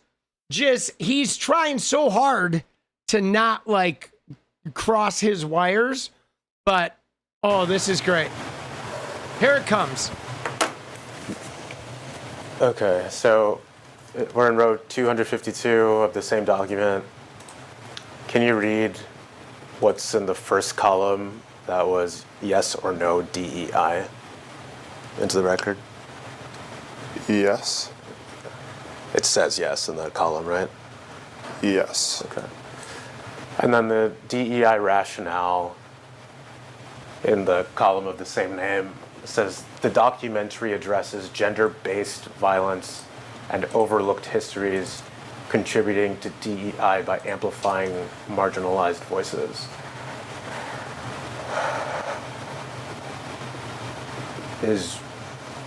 Did I read that correctly? Yes. Is gender-based violence DEI? Could I see the full grant description? Well, sure, but I guess that's a question that has nothing to do with what's in the next column. Dude, is gender-based violence DEI? I mean, the answer would be no. Hello, but... It's like, is gender-based violence... Once again, you need to allow him to read the document. Well, I'm asking him to answer your No, question. he gets to read the entire exhibit. This is how depositions work. So if he says he needs to see part of it, you need to let him see part of it. Okay, counsel, just for the record, let me say this pretty clearly. So I'm sure you've been in cases where there are 100 or 1,000-page contracts that need to be submitted in full. I'm sure that you're not implying that every witness needs to read every page of a contract if they I'm saying if do he request asks it. to read something, you have to let him read it. And you're trying to prevent him from doing that. I don't know why, but if he says to read it, let him read it. Right. Okay. Go ahead and read it, please. Which one was it? Jacob, sorry. 252, right there. I can read it into the record.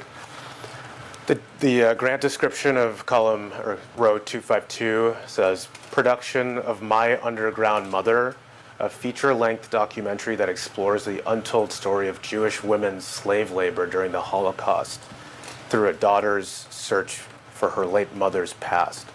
A collective camp diary in which she wrote and interviews with dozens of women survivors who reveal the gender-based violence they suffered and hid from their own families.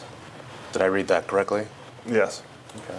Dude, they canceled a grant for a documentary about gender-based violence of female slave labor during the Holocaust because they called it DEI. Like, these guys should seriously get a fucking beating for that, right? Because, of course, it didn't service white men, so it got the plug pulled. But, like, my God, you know, I mean, just even considering gender-based violence to be DEI is just breathtakingly stupid. And then in that row or column, you say yes, DEI. Did you write the rationale in that column? Can you scroll over, Jacob?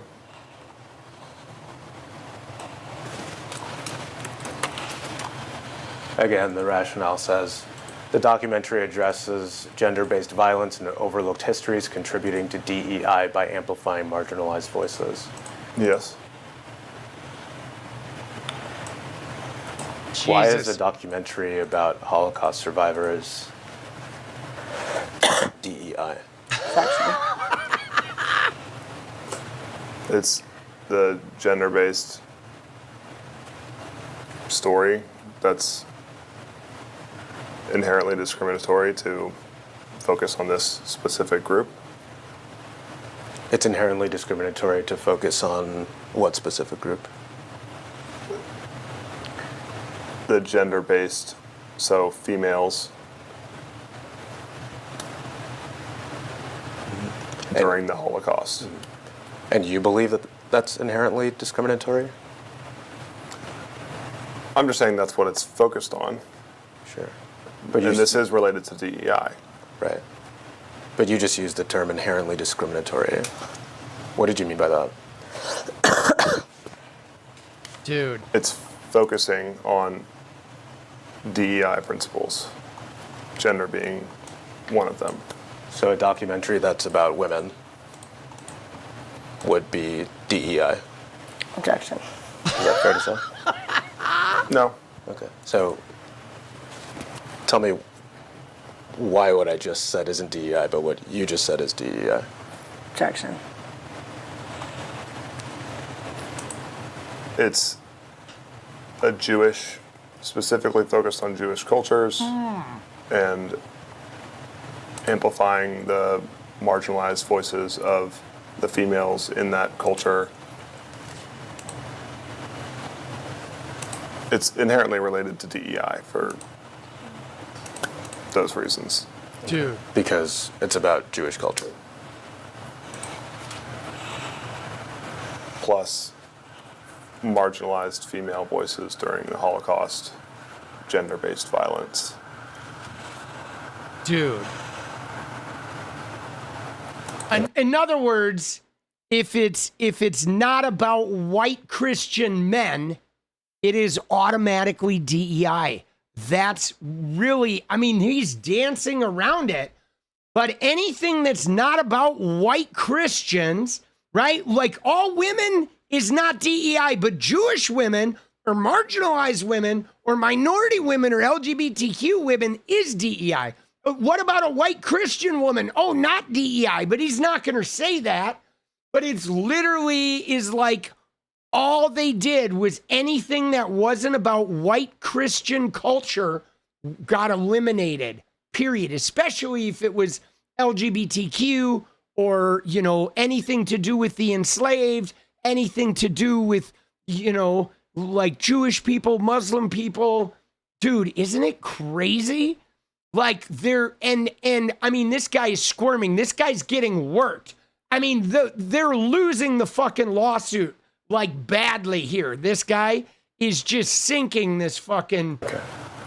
Is this when we focus on a minority? Is it your understanding that, you know, the Jewish people fall into the category of a minority?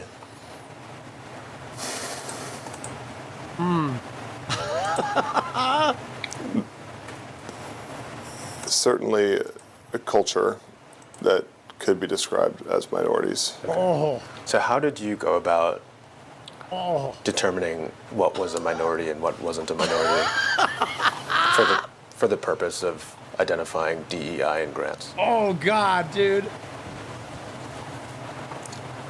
Inherently focused on any ethnicity, culture, gender, no matter the sort of race or gender. Dude. Or religion or... This guy's an idiot, bro. Yeah.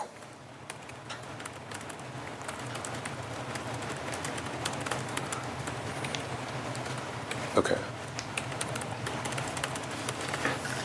And you said that your understanding of the purpose of marking these grants for DEI was eventual possible termination, right? Objection. For Mike and Adam. To make a judgment about termination. To see how we felt this did or did not comply with DEI involvement from the perspective of the EOs. Okay. With the ultimate goal of assessing which grants needed to be terminated, right? Helping Adam and Mike review comprehensively the grants adherence to existing EOs that have come out. And if they did not comply with EOs, those grants presumably would be terminated, right? Objection.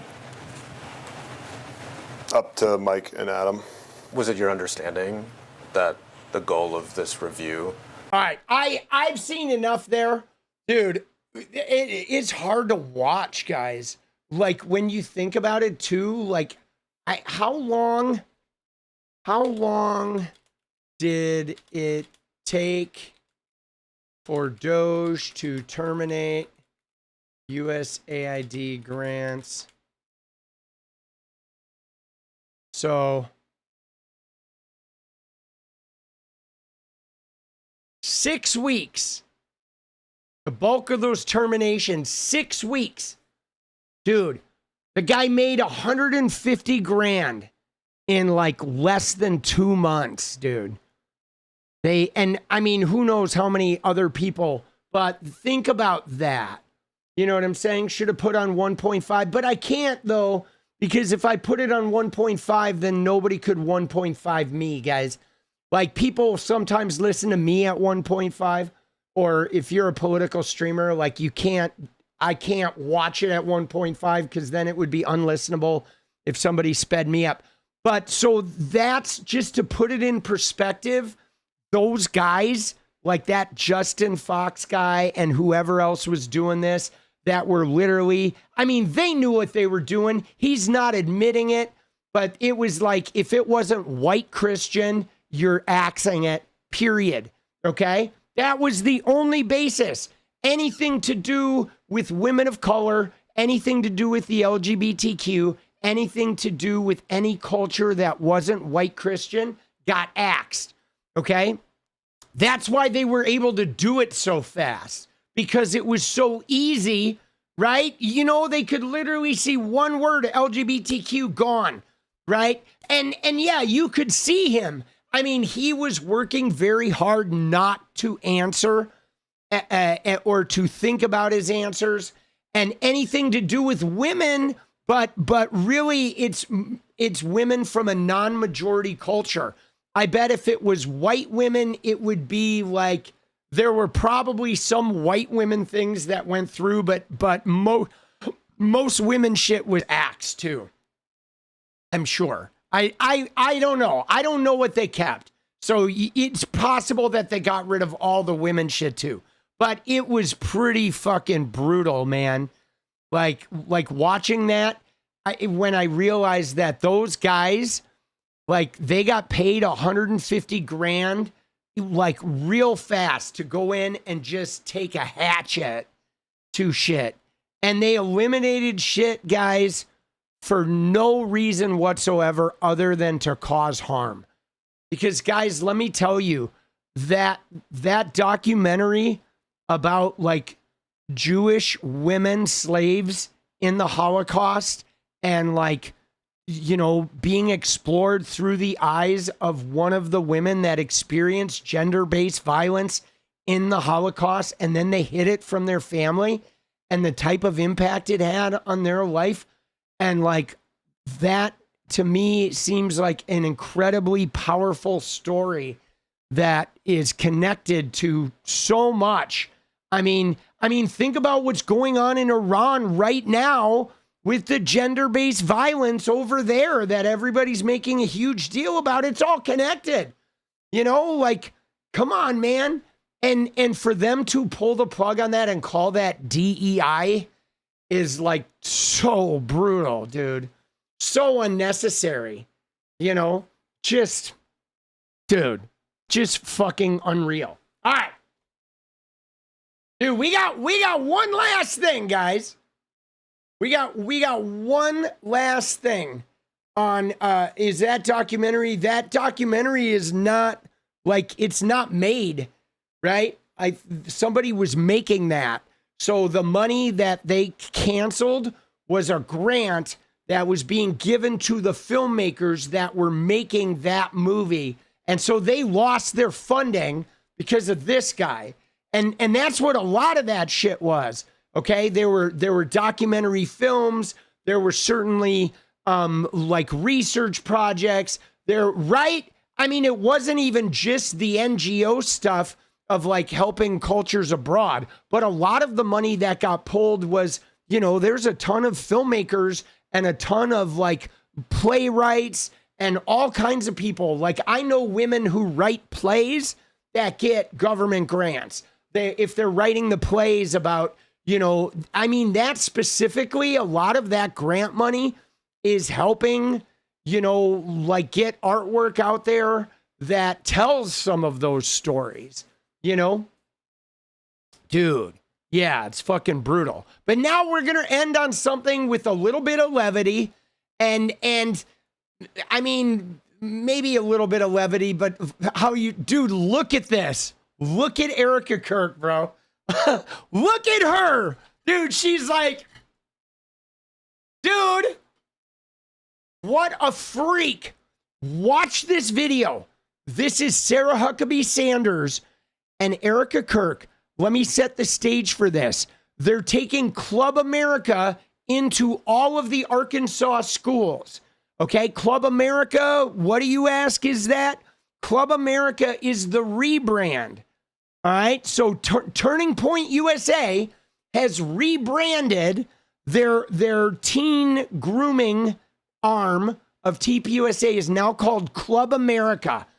And Club America they want to get it into every school. They want to start in middle schools and high schools. So some of these states are, you know, Tennessee did it, and now Arkansas is doing it. These red states are welcoming Club America into their schools. So there's going to be a TPUSA representative and a team in all of these schools taking TPUSA's sort of Zionist, Christian, evangelical weirdo-ness into the students to start clubs and try to recruit these kids into Club America.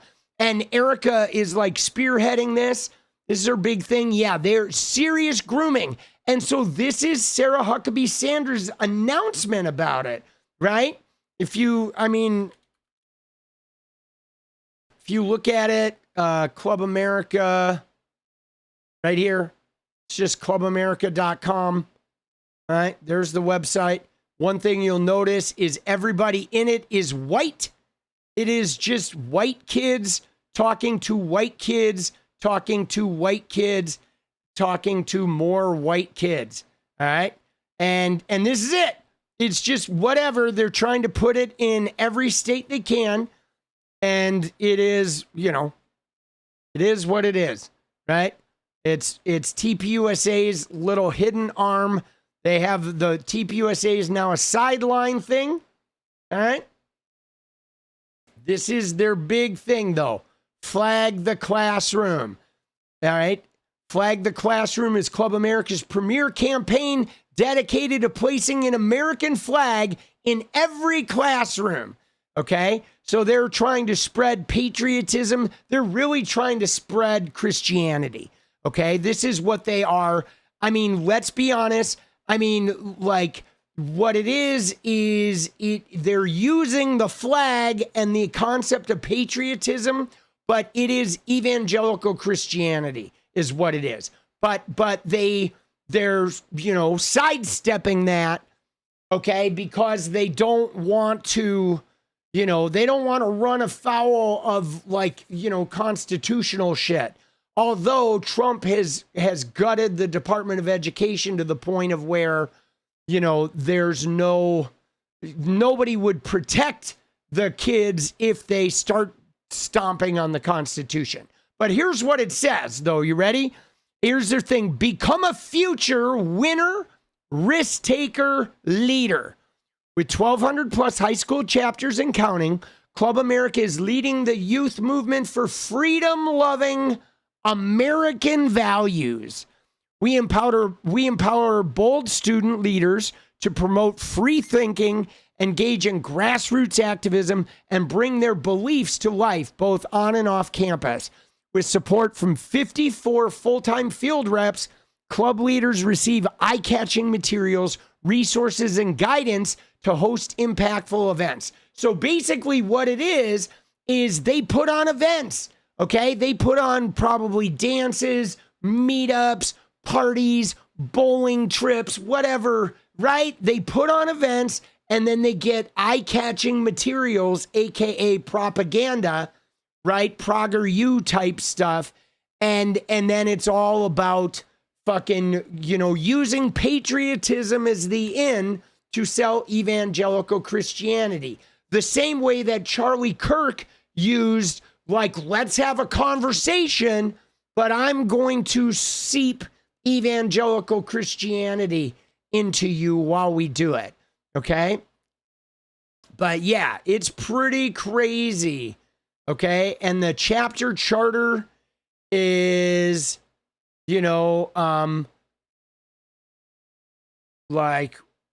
there's a charter agreement. You have to sign an agreement at the start of each new school year. So they have to re-sign this shit. And, serves to empower the patriotic leaders of tomorrow. Students who lead Club America chapters will be empowered to build strong networks, spearhead impactful initiatives, help students register to vote, and inspire meaningful conversations about the foundations of a free society. All students who believe in American exceptionalism, the importance of constitutional rights, and standing for freedom are encouraged to get involved. We strive to educate, empower, and organize leaders, blah, blah, blah, blah, and making free thinking the new tradition, okay? And then here's the people that are running this shit. But free thinking, guys. Yes, free thinking, unless you're gay, right? Or God forbid if you're trans, right? No free thinking, right? But free thinking is embracing patriotism and draping yourself with a flag and not being gay. And apparently free thinking is also being white, because everybody in here is white. Every single person in every fucking picture you'll notice is white. Okay? It is just white fucking Christianity, guys. 100%, dude. Right? There's one guy of color in this whole fucking thing, and he's right there, dude. And they have him in the front row. But that's the only person of color in any of these pictures. Everybody is fucking white, dude. Right? But anyway, you ready? Here we go. Yeah, free thinking. We are Charlie Kirk. All right, here we go, guys. Here it is.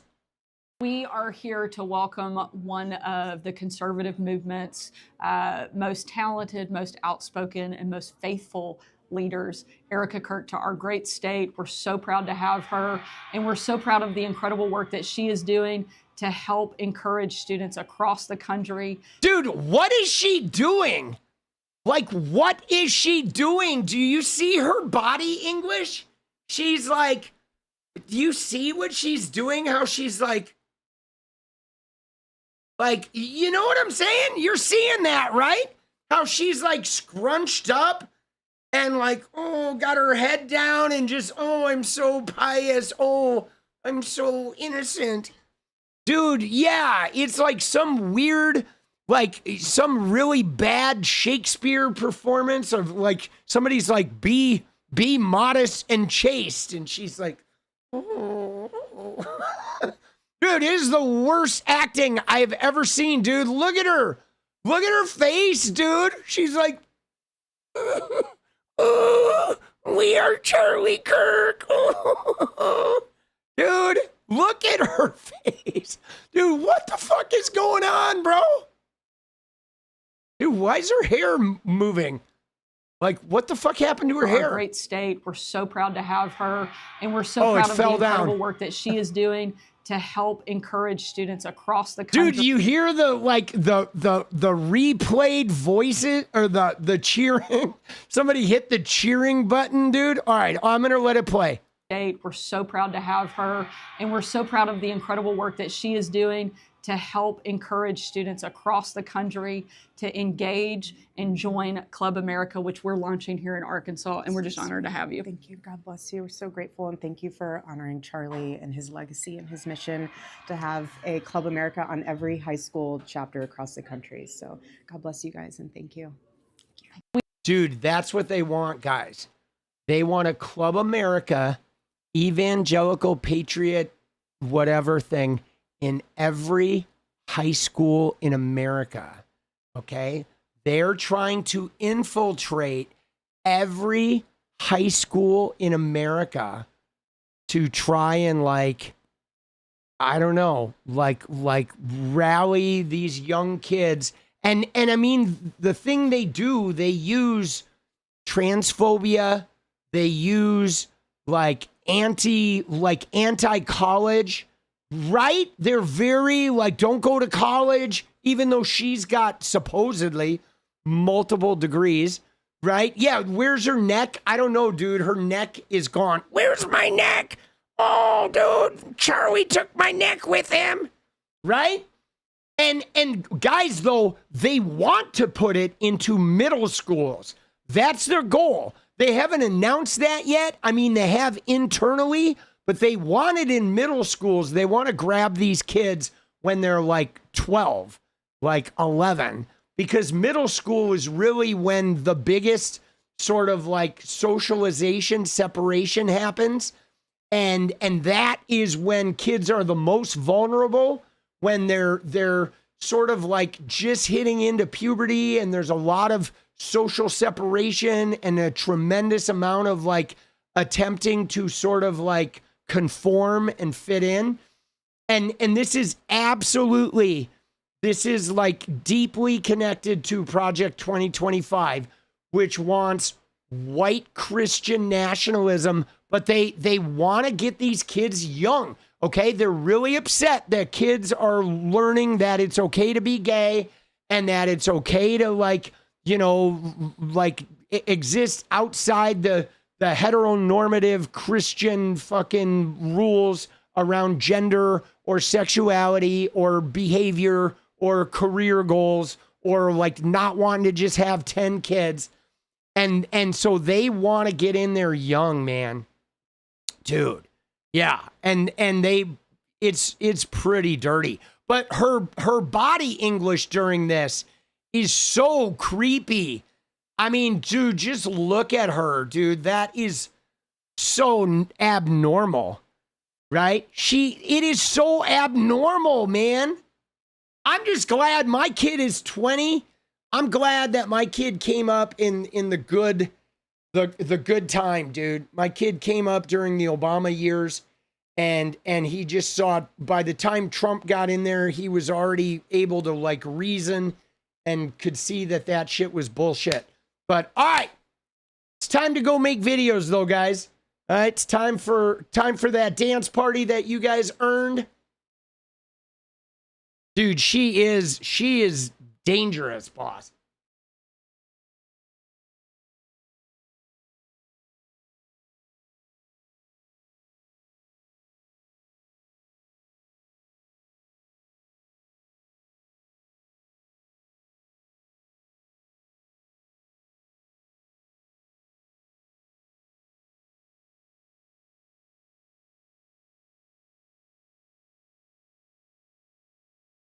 You hope things get better, but you don't see how. Dude, I mean, they're gonna get, we're gonna have a lot of, we have a lot of rebuilding to do, guys. We do. A lot of rebuilding. Oh.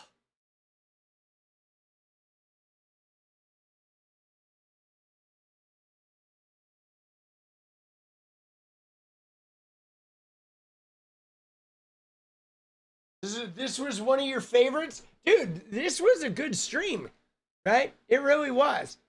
I'm saying it's this was a good this was a good stream, guys.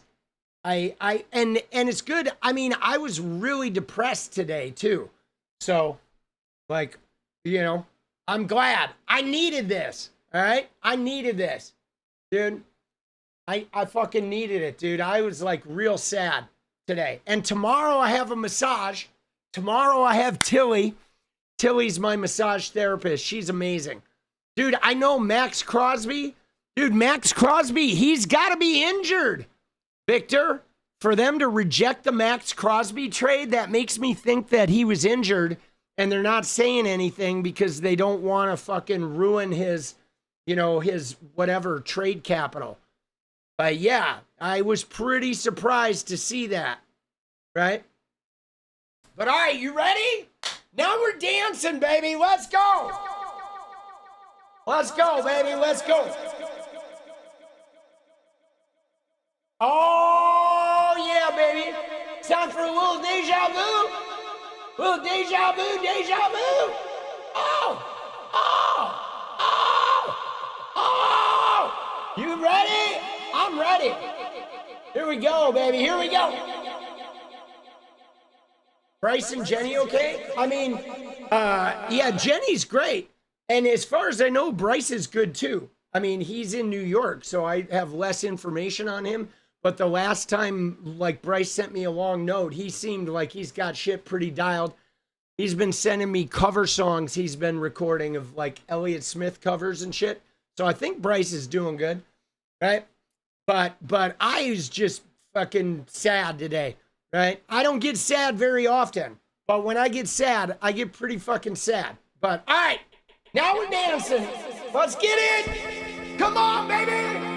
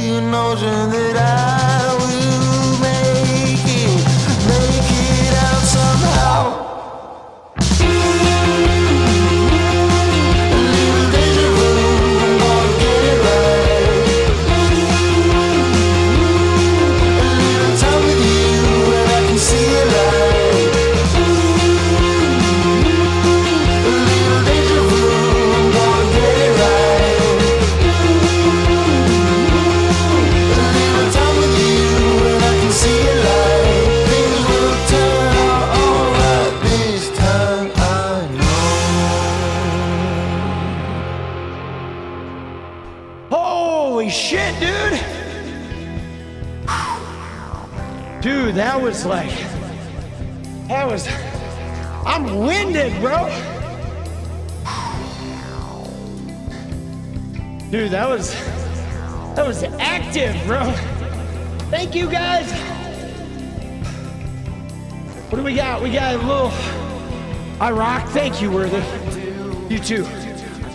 Appreciate you guys being here. Appreciate you guys like hanging out while I work out my demons. All right? I do. I think you threw your pains away. I do. I think you threw your pains away. Yeah, I'm red. I'm red. Yeah, yeah, yeah. I'm red. I'm red. Yeah, yeah, yeah. I'm red. I'm red. Yeah, I'm red. All right, guys. Thank you very much. I appreciate you. I'm gonna go have some salmon, and then I'm gonna make some videos, and remember what it's all about, guys. See you tomorrow. Good night.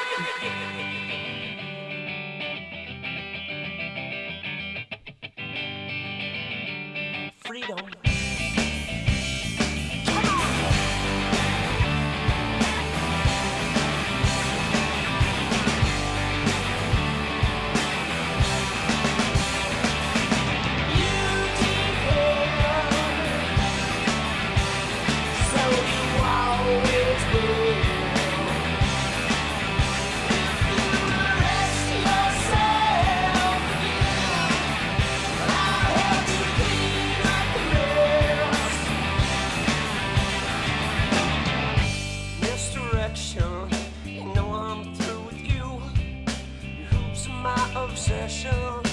Always jumping through.